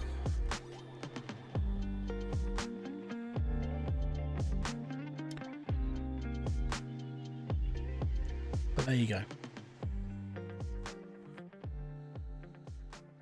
Not wanting the scorpion chair. I've got nowhere to put it, man. I live in a 2-bedroom flat. There is nowhere I could put that thing. I saw Linus build one, and it's huge. Yeah, that would take up the living room. This room wouldn't be a living room. It would just be scorpion chair room. I'd love one if I had like lots of room and space. But at the same time, I don't know, because I think they're quite antisocial. And being that I've got kids, I know that it'll get broken. They'll be playing with it and it'll be like snap. I had to build 10 for a show. They ain't even comfortable. Yeah, I can understand that. They're just sheet metal mainly, aren't they? They're not very good. They look cool though. I'll give them that. You know, innovative design. I liked it. It looked pretty fun. Something's just happened. What does that say? You've been here for 2 months. Thank you very much. Most appreciated. Right. We need to move.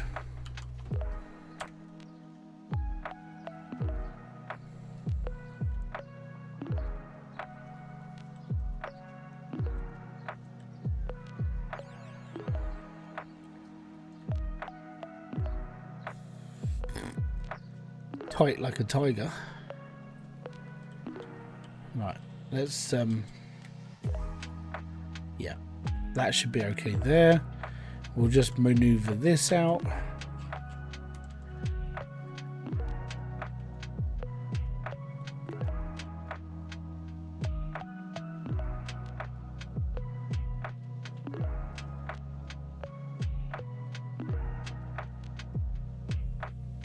Bum bum bum bum bum bum bum bum bum bum bum bum. Right, we can sort of do this.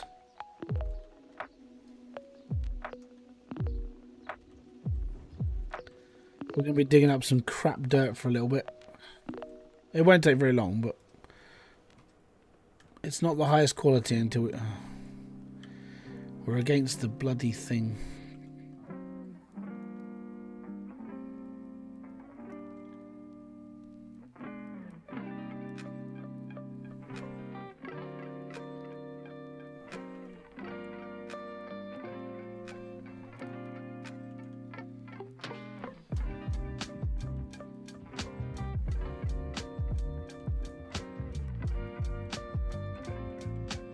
Do.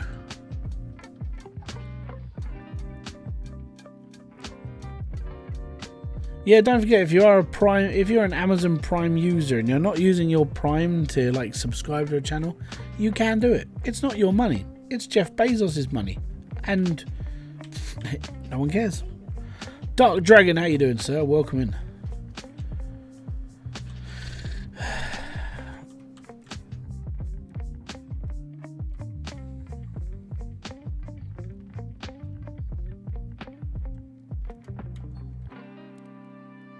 I turned the lights off. I'm pretty sure I did.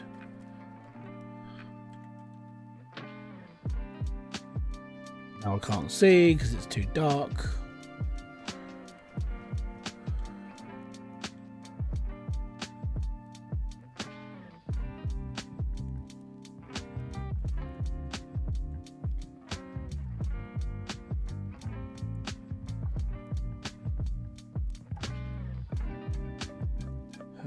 Lot number 1.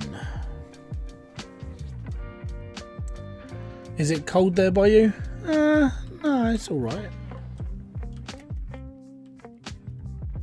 I mean, the difference is I've been in shorts since April.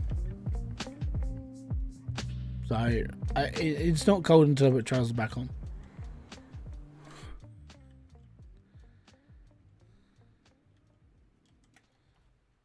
I'm not one of those people who can wear shorts in the like dead winter though, but I won't get out of shorts until end of October, going November's time. It's about normal.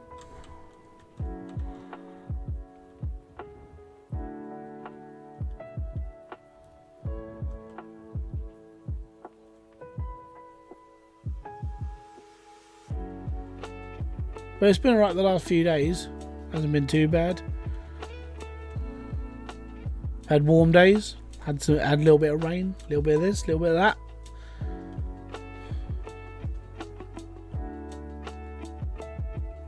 You're freezing. Ah, it's not that bad. I don't know. I mean, if you're South Africa. It's winter for you guys, isn't it? Well, South Africa. Well, I thought it was winter in the Southern Hemisphere. So. A lot of it is. A lot of South Africa is. Yes, that's why it's freezing. Well, I mean, for you it's freezing. The thing is, what's the temperature? What's your winter temperature in South Africa? We had no autumn. We haven't had summer. Ours has just been spring for like 3 months, 4 months now. Yeah, same.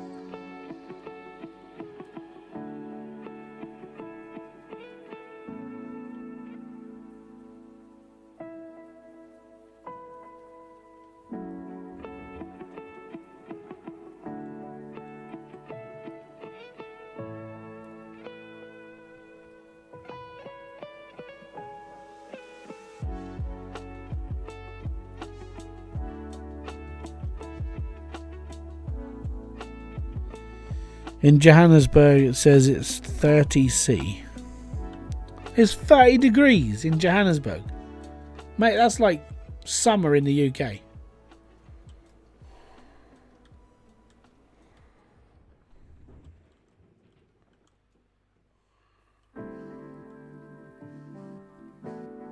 Oh, 3 Celsius. That's fine. I was going to say 30 degrees. 30 degrees is amazing. That's like as much as I can take before I start like really complaining it's too hot. 3 degrees Celsius. Yeah, I'd be in a pair of trousers and a t-shirt. May use a hoodie depending if it's raining. I don't own a coat. I just use hoodies.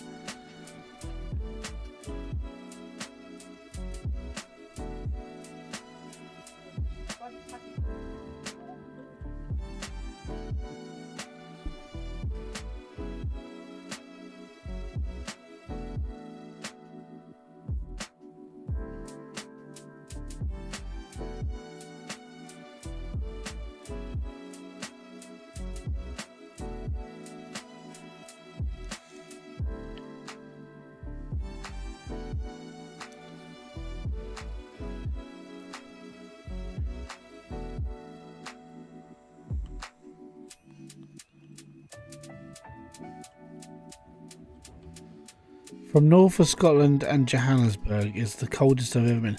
Yeah, but it's 3 degrees is like Scotland like goes out in shorts and t-shirt in that weather.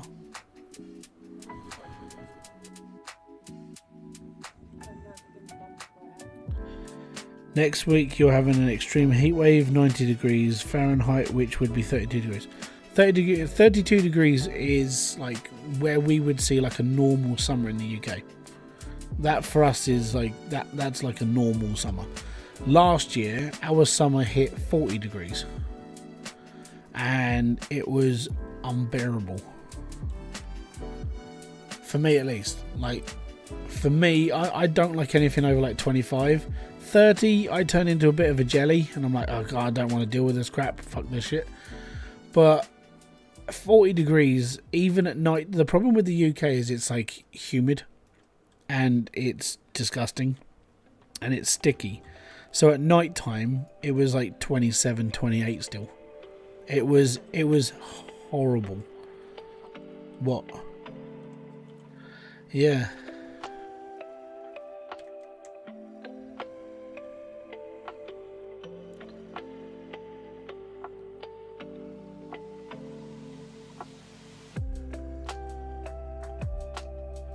Johannesburg is above the sea level by 2 kilometers. That's when it's colder. Oh yeah, you're on a mountain basically. It's fine.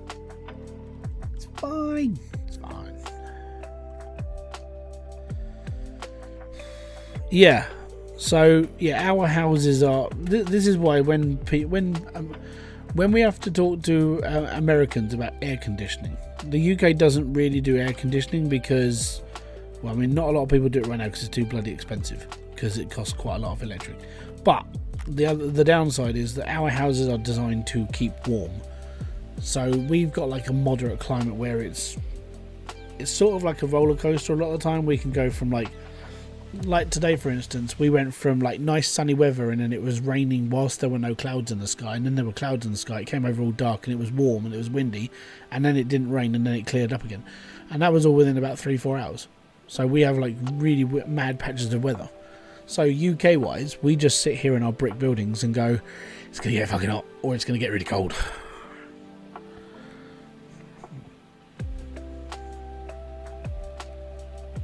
Yeah.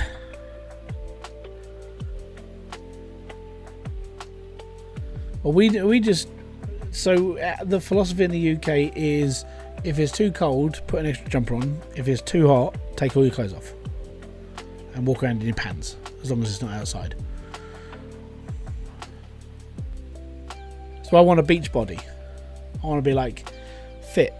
So if it does get too hot, I can finally take off my t-shirt and not be ashamed. And just look like a really thin bear because I'm all hairy.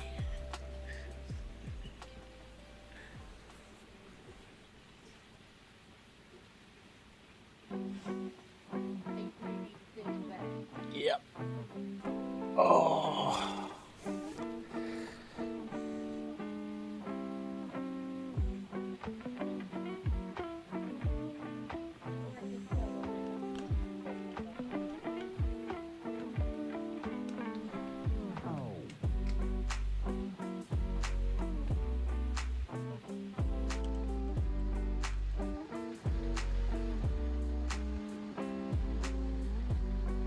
Nice thing going out. Oh yeah, it's been there for a little while now. I do want to get more tattoos. I'm getting to a point where it's like, yeah, I'm starting to get that itch again. It's like, yeah.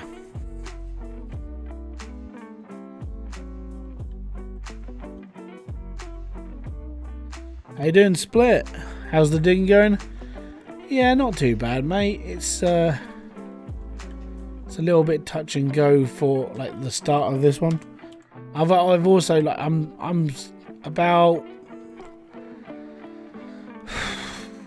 4 days behind everyone else because of life, you know. So that's fine. My plan though is I need to basically clean up all my buckets, which the last ones are on there now. So that bucket, those two there. The mats need to be changed out and then that needs to be done. Then I'm going to go and buy the claim and then not get charged for all this. basically. Have you had a reset of your claim yet? No, but I will be soon. Yeah, it's mainly because I have a life. It's better. Well, I had to do like sports day with the kids. I didn't do any racing, but I just had to be there and, you know, see the both. Yeah, I had a migraine on Wednesday, shopping and stuff on Thursday. I can't remember what I did on Monday. No, we did some. No, migraine was Wednesday. I can't.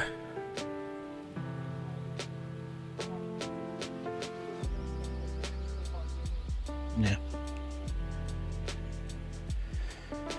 Didn't fancy making the Princess Diana Sports Day run. No, they actually don't let the parents race. They didn't let the parents race this year. There were no parents races. Apparently, it was too dangerous. There were too many injuries. Like there was one person who fell over last year.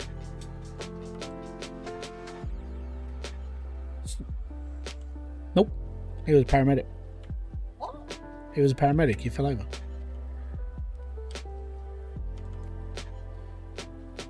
But it was like, so my friend who, he's been like training to do parents race, and they cancelled it. And he was like, all that whole year of me learning how to run properly because he's got a duff knee, and now he can't run. He can't do the race because they shut it.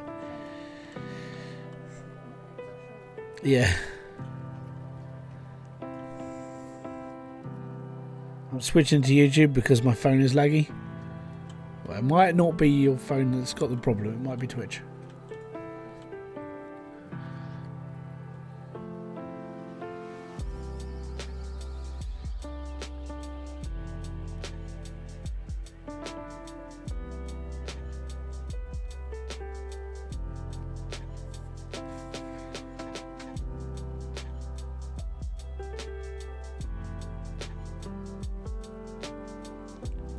Working in very tight space because I had to work fast to do this area because I was still getting charged for everything.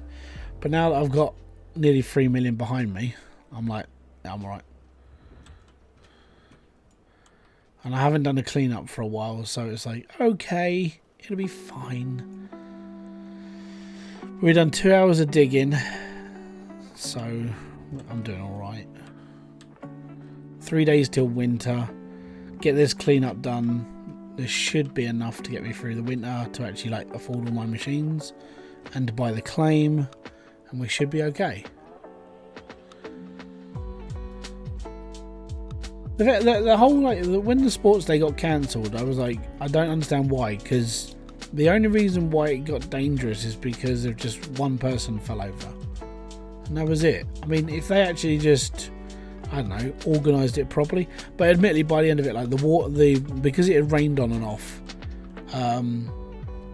the grass was like really slippery, and like one of the worst places to sit was on the finish line. So if you saw the kids bundling towards you, they were sliding at the end, and they were ending up like at your feet. I'm like, yep, yeah, but it's fine. They survived.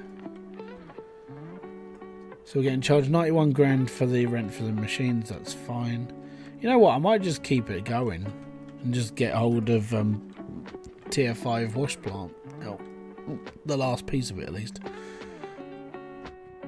Your Wi-Fi has been weird lately. Have you reset your router and cleared your cache? That could be a problem. Could be one of those things, unfortunately.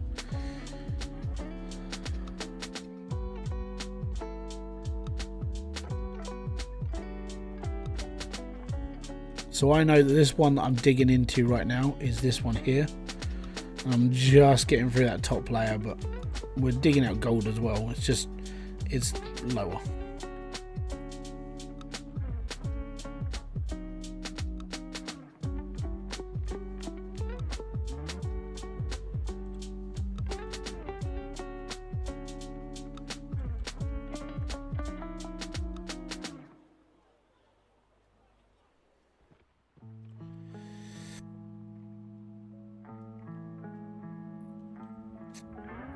Could be.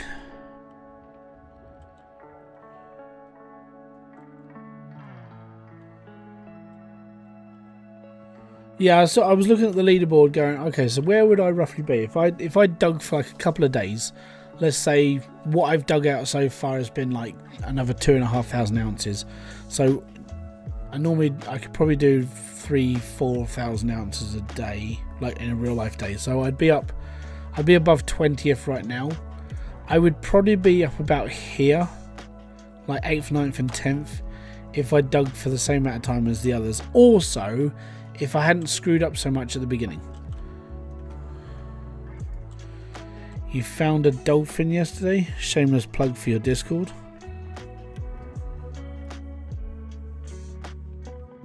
Is there a dolphin on my Discord?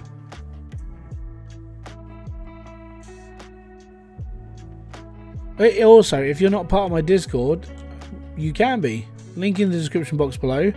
And we've actually got a bot in there. That main chat. Okay, so in my Discord I've got a bot that Donk put in, who's my who's my Discord moderator. He basically put this bot in so it recognizes any free games that come up from Steam or it does through Epic, Steam, GOG and a few other websites. Basically, every time something changes to the word free, it recognizes it and then posts it in my Discord. So you get loads of free games. And the last couple that came up were Get the Fuck Out, GTFO. I was like, that's a free game. There you go. 100% recommend that bot. I really do. I don't know what it is. Donk does. So if you want to message him, he's in my Discord. You can go and message him and ask him what the bot's called if you've got your own Discord and you want to give some like discounts to your subscribers and everything. One of the best things you can do. Provide a free service for absolutely nothing. Even if you're in my Discord and you never ever talk, there is benefits for you as well. You get free stuff. Occasionally, I might do some giveaways. I'm thinking of doing some soon. Just because of like, I know where I can get cheaper keys from. It might help. Might just be UK people only, unfortunately. But I will have to read the terms and conditions and so on and so forth. For some reason, I can't sign into Discord. Interesting.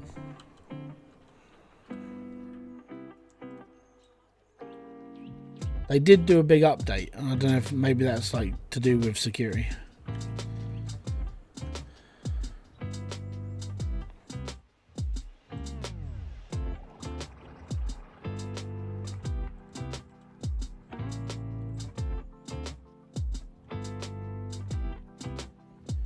But yeah, I'm sort of glad Donk did take over like some of the runnings on my Discord because he does it for free. So it's awesome that someone actually took the time and volunteered, and it was like, I gotta be honest, awesome. But he did really help out. It was like, even if people don't talk, there's still reasons to be there, And the free games are always all right. And there's never really been like some really bad ones. There was a big update for PS5 users yesterday. Was that on Discord? Or on here, like gold mining.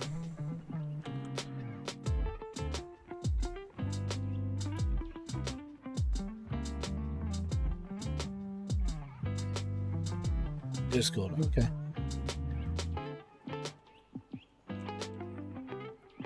Well, the free games are mainly PC. I don't think we've got it set for. Don't think we got it set for console games. Can have a natter, see if we can.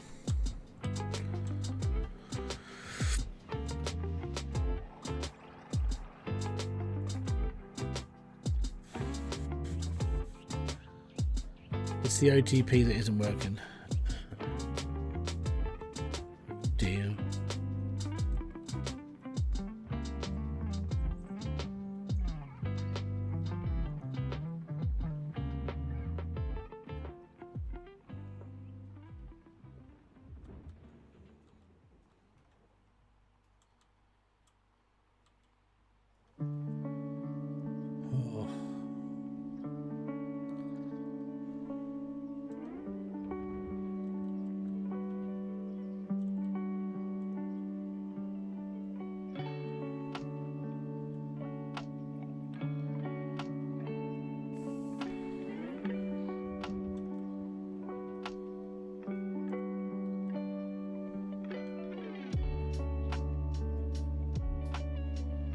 Running low on fuel, man.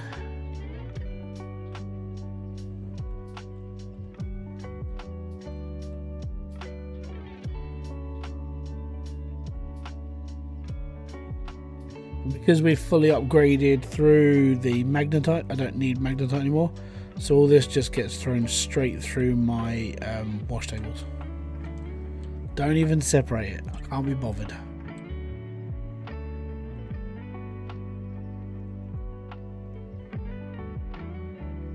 Must have got a nugget. Where did I get 7 ounces of gold from? What did you use to learn video editing? I didn't. I just sort of pissed around and experimented. That's basically it. The thing I use for the way I edit my videos is very simple. It's the way I record is different. So the way I record my videos is the same way that Markiplier records his. So you record in 3840 by 1080.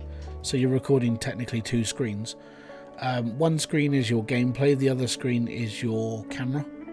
And then what you do is you create a second layer in your editor, and then you minimize each side of the screen. So one layer is your gameplay, the other layer is your camera, so you can move things around separately. That's really about it. My editing is like, is there a silent pause there? Yes. Okay, delete it. And then I just chop things out that I don't like, or I made it. There's a lot of stuff I talk about whilst I'm recording my videos that really shouldn't be in any video. Like I'll just call everyone a name in the game, that sort of thing, or I'll be horribly like opinionated about something, and I'm like, okay, I can't have that in my video because that's going to piss off this people and that people and those people. So the downside is you have to sort of filter yourself, because when they say it's YouTube, it's built for everyone. It's like, okay, but if I say everything that I want to say in my videos, I guarantee that my videos will get demonetized, like every single one of them. And that's why not really a lot of my videos have swears in them, because if you have too many in, or at the wrong time, or this, that and the other, YouTube can just turn your videos off, monetization, and boom, there it goes, disappeared into the ether. And it's a little bit annoying. You know, I've already marked my videos for not 13-year-olds. So you shouldn't be watching my content if you're under that age. You shouldn't have even found my channel, but it happens.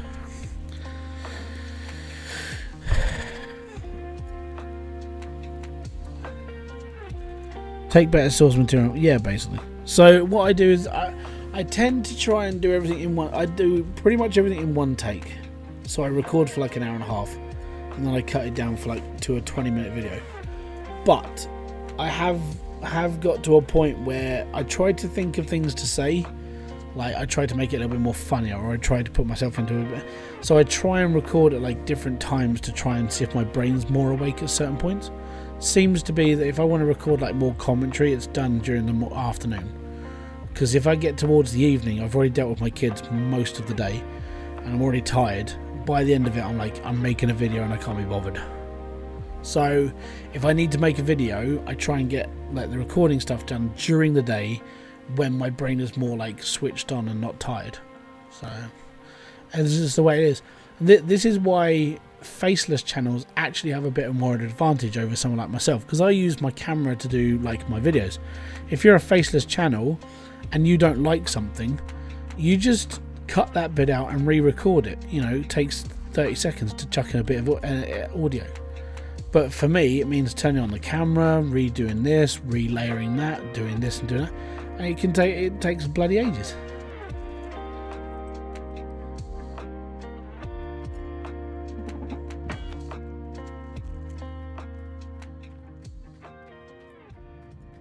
So yeah, it's just one of those things. But yeah, basically, I haven't ever really learned how to edit properly. I just edit the way I edit, and then I can just carry on.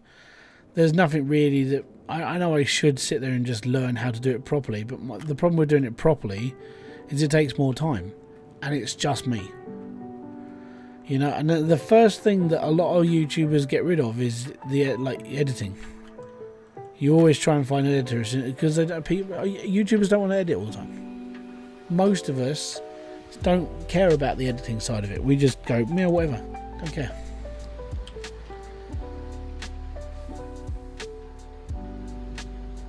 This should hit me about 90 something %.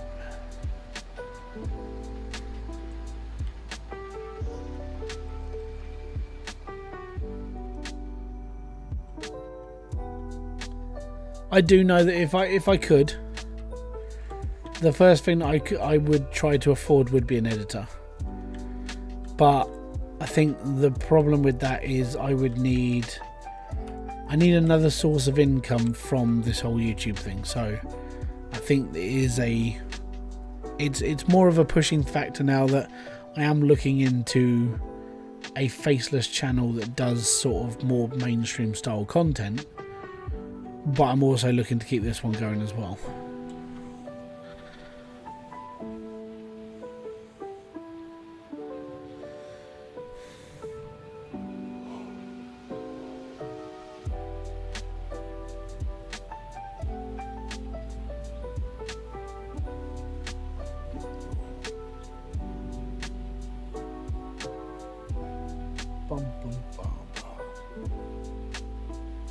Yeah, my next load of tattoos I want are on this arm. Not this arm, this arm. So I've got all this blank space. And I wanted to get my arms done because out of everywhere I mean, my arms are always on show. Like, most of the time. You know, I wear a t-shirt 95% of the year. And you can always see my arms. And I like the artwork that's on me.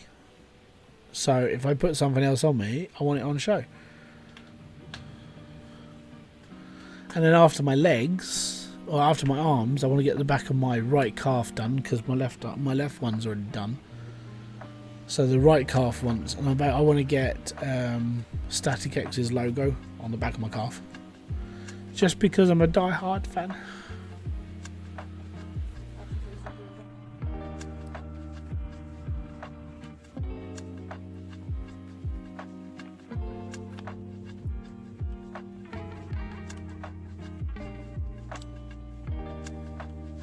Still listening to them now, man. The only album I don't own of theirs is Project Regeneration Volume 2. And the only reason why I don't own it is just because it's only really just come out. And I haven't got around to buying it. That's pretty much it. But yeah, if I could watch a band again, it would be them. You know, I've seen... My bucket list has been pretty much completed with music I've seen over the years, which is good. Static X were that band that I always wanted to watch more of. Obviously, the only way I can watch them now is if they do like a tour in the UK, and it's not Wayne singing, is it? So, pretty much down to a point it's Edsel Dope. Everyone knows. We all know it's Edsel, but he's zero.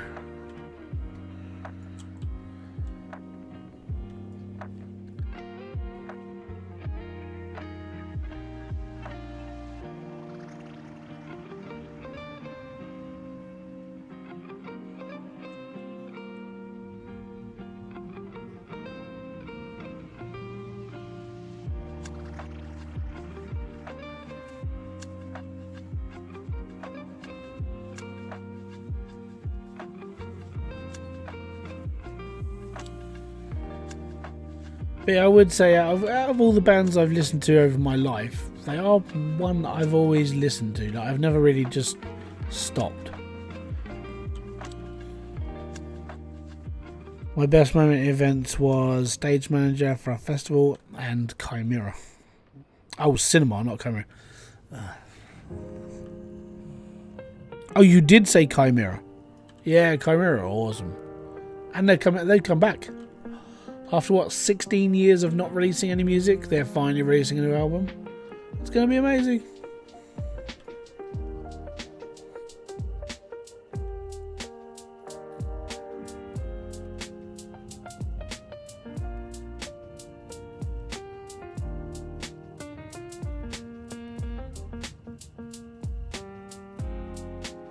The worst part about growing up in the era that I like when it came to metal and everything was I mainly jumped into metal around the new metal era, which if you listen to, I would say the gatekeepers of metal, so basically anybody who listened to 80s music, they would basically all have a go at you to say that new metal is the worst genre of metal ever.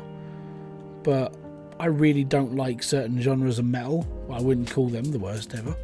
You know, I'm not a big fan of like evangelical music, but apparently they're okay. But new metal is the worst. But without new metal, I wouldn't be me.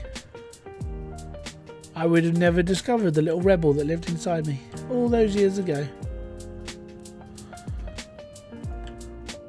But then the thing with like the whole new metal thing was I went from that to listening to, well, everything I listen to now. I'm quite partial to listening to Nile. I like Nile, Egyptian death metal that I don't understand. Bring it on. Mad Capsule Markets, absolutely amazing. I can't understand a bloody word they're on about, but they're awesome.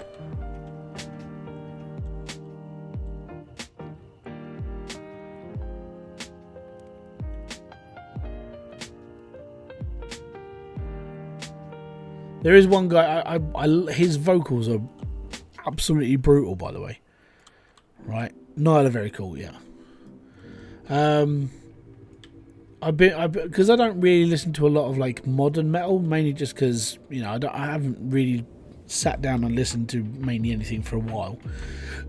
But I listened to I can't remember the band he's the lead singer of, but his name's Alex Savage.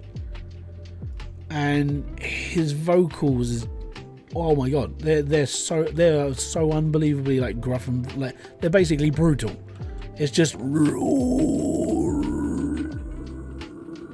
like right down in the bottom of your gullet. Oh, I can't even do that.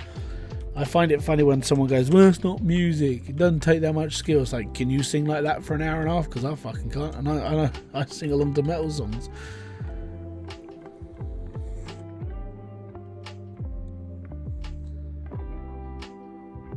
Love Cannibal Corpse.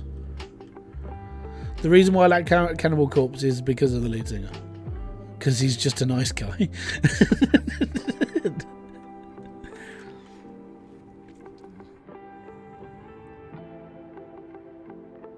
Can't remember his name now. What's the lead singer of Cannibal Corpse's name?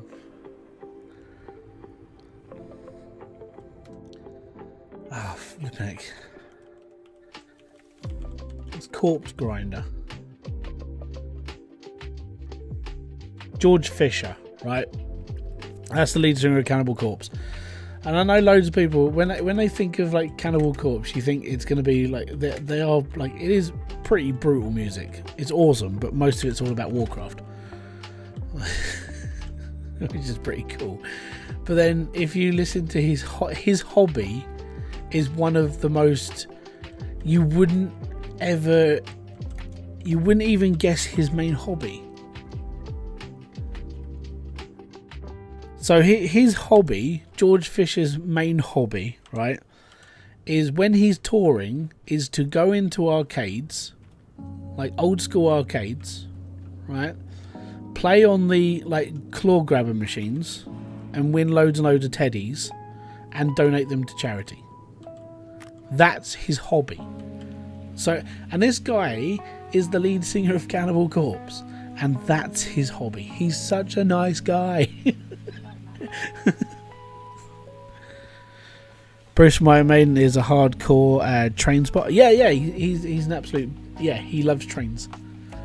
Yes. My one Iron Maiden memory that I will hold for the rest of my life. I tried to be as British as I could whilst watching Iron Maiden at Donington. So I watched Iron Maiden at Donington Park underneath the big Dunlop tyre, right? Drinking a cup of tea, sitting on a Union Jack. That is the most British thing that I've ever done. I don't think I could ever do anything else. Where's that flashing coming from? Lightning. coming from the sky.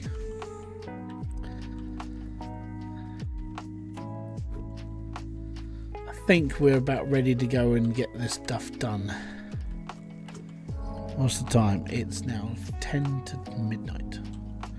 Midnight! It's alright.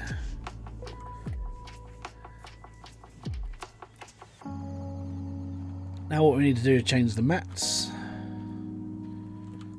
So we'll get the mats done. And then we'll go to the bank. We'll buy the claim. And then we will finish off by cleaning all this up and earning 100% royalties. I shouldn't get charged for this because I will own the claim when I actually process all of this. Pretty sure that's how it works. Can you not do that? You absolute arsehat. No.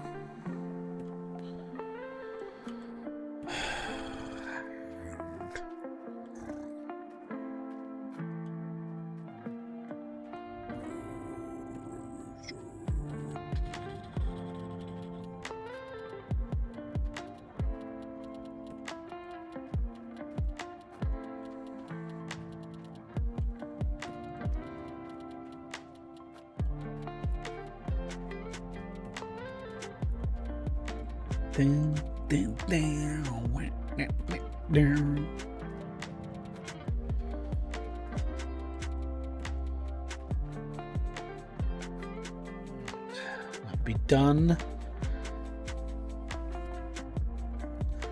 Right, okay, cool.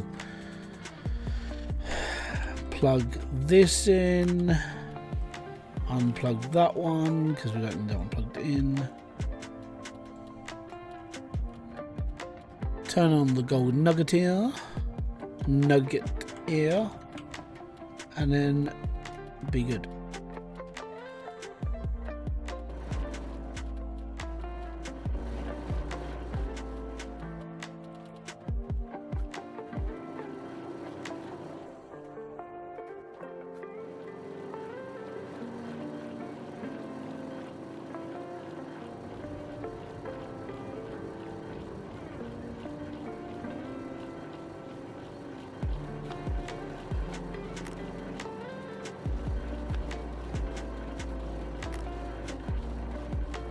It's alright, cause I'm saved by the bell.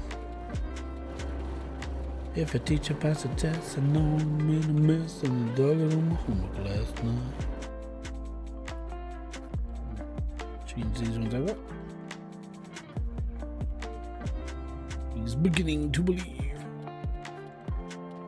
Right. I'm trying to get this done as quickly as possible. The downside is I'm not very quick.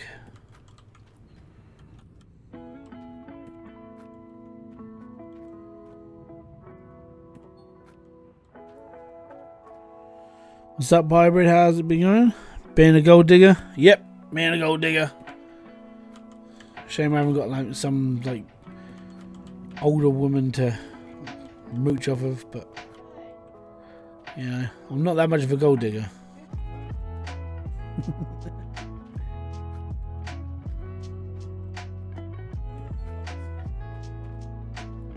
Hey, big spender.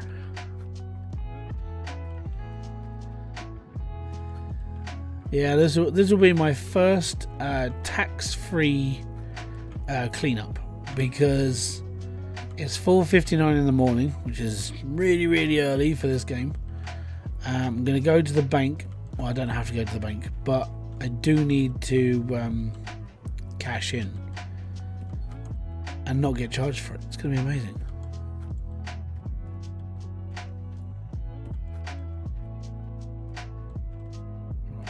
Get this one turned on. Turn this one on as well. Oh yeah. Good luck with the season. Thank you very much for being here, bud. I'll be around tomorrow doing the same thing. If you're going to watch another couple of hours of me digging a hole, join in. Or just come and have an hour. It's all good.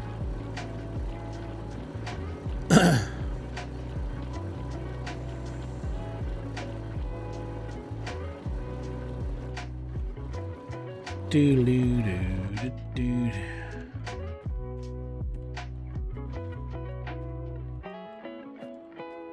to get this done. At least get this done. Because the thing is, if I can get this like done and see how much money I've got, I'm hoping for like 2.5 mil. So if I can get 2.5 mil out of this, then I know I can buy the machines and everything up for next season. Worst comes worst, I just take apart the ones I've got and then just take all the hoses off and just put them away for the winter. Or just take it all away, put it in storage. Because that's a good way, just get rid of it all. Chuck it in storage, not worry about it, and then put it out next season. Just speed through and buy the thing you need, which is Glacier Creek. Glacier Creek is the last part of the puzzle. That's the big thing. And then from there it's process loads of gold, get more money that we don't really need because we're not buying Frankensteins, which is slightly frustrating. It really is. I mean, I don't mind the challenge, it's just annoying. It's like, god damn it, why did I agree to this? Because you thought it'd be fun. Right, so they're done, they're empty. Right, get that unplugged for a second because we don't need it running. Turn off the nuggeters, which is fine. Get over to my tablet. I will say it was cool to see y'all. Get a shout out from the devs on the Steam page. I genuinely didn't even know that was going to happen. Like, I don't know why they're shouting us out though. Maybe they're just trying to get more people to look into buying the game, maybe. But it's very strange. Right. And I can't do it because I've got to go. Right, okay, we can't do that. So I've got to go to the bank. Because there's lightning, that means I can't use the tablet, which means I've got to go to the bank, spend money on the bank, and then basically pay for my claim. Then it's mine and I don't owe the bank any money. Positives.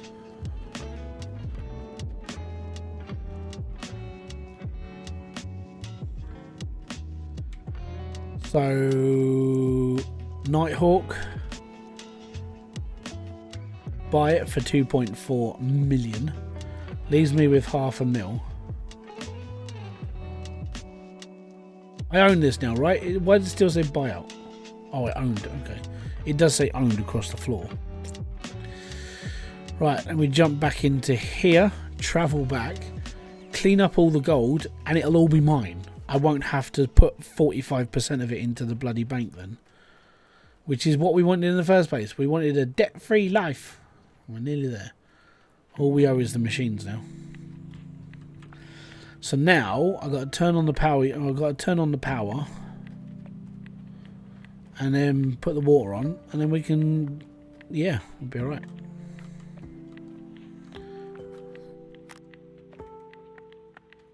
Turn the power on. Gotta fight the power. What level is my plant? 4 to 5. And that doesn't make much sense, but it's because most of it is tier 5, apart from my D rocker, which is tier 4. That's okay. Right. Now we start the running.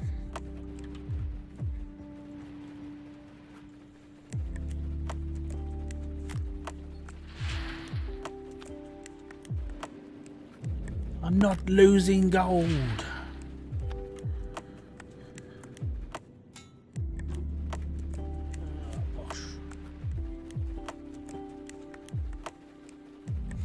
Right, $300,000 and counting.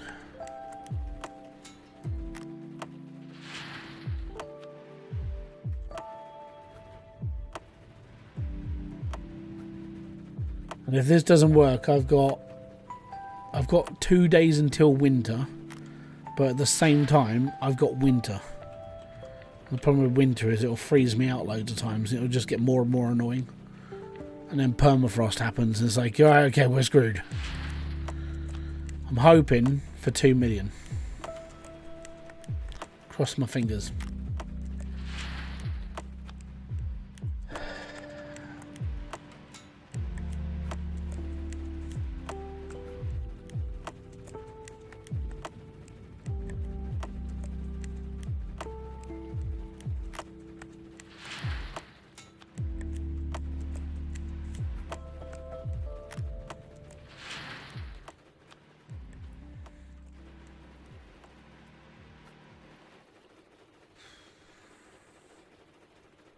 Even if it's $1.5 million, right? $1.5 million means I'm up to 2 million, so I've got $500,000 on me.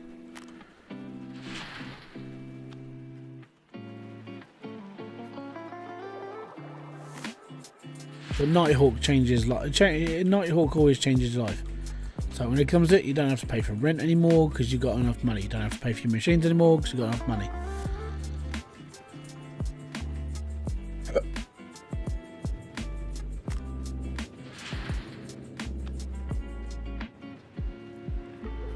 Last bucket.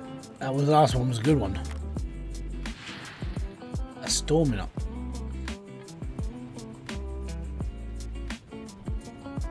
$2 million.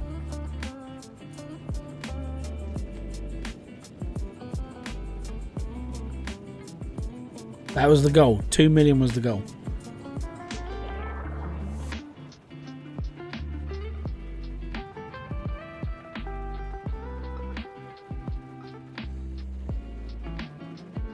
Oh.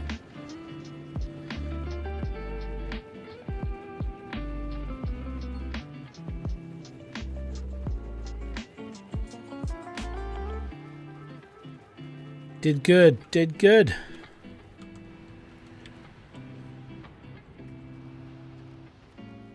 Awesome. And the reason why that's awesome is because I've got, it's going to cost me $900,000 to rent this, or take it all apart and stop the rent completely and then go from there. But I've still got a little area to dig. So what I want to dig, let me just save, because now I'm going to be talking, I'm going to be wasting my time. I don't really want to waste my time. So what I want to do is I want to dig out the rest of this area. So that square and these squares around. Once I've completed this, then that's it. I'm done. And I want to get that done in 5 days. So that's what I'll be doing tomorrow. So technically tomorrow night you should see this has been completed, if not completing. And then I will be basically shunting all of this away, putting it all away completely, and then buying it all out brand new second day from permafrost. Because I will probably go through the first half of winter getting this bit finished. That's where I want to be. Okay? So, tomorrow, hopefully you guys want to kick around. I'll be digging this out again tomorrow. You guys will either see me finishing this off, or we'll be swapping over. So we'll be coming to the end of the season, we'll be finishing up, and then I will have enough money to sit here and just go, don't need anything else anymore, we're all good. Where does that put me on the leaderboard? I've just done 2,000 ounces, I'm 19th. So we went up a couple of positions because of it. And we're all good. So there we go. That's where we stand. That's what I'm doing. And that's it. So, if you have enjoyed this stream, hit the like, subscribe, notification button below for all other updates. I'll be back here tomorrow evening. We'll do another run of this. It'll be a little bit of a longer stream because it's on a Saturday, obviously. And the idea is to either finish up the season or just finish the season, come to the end and go from there. So until my next video, live stream, or whatever else is on this channel, guys, I want to say thank you very much for being here. Have a good evening, afternoon, morning, or whatever you're doing. And I will say peace out, have fun, enjoy everything you guys do. And I'll catch you all later. Ah, boom. Fist bump to you.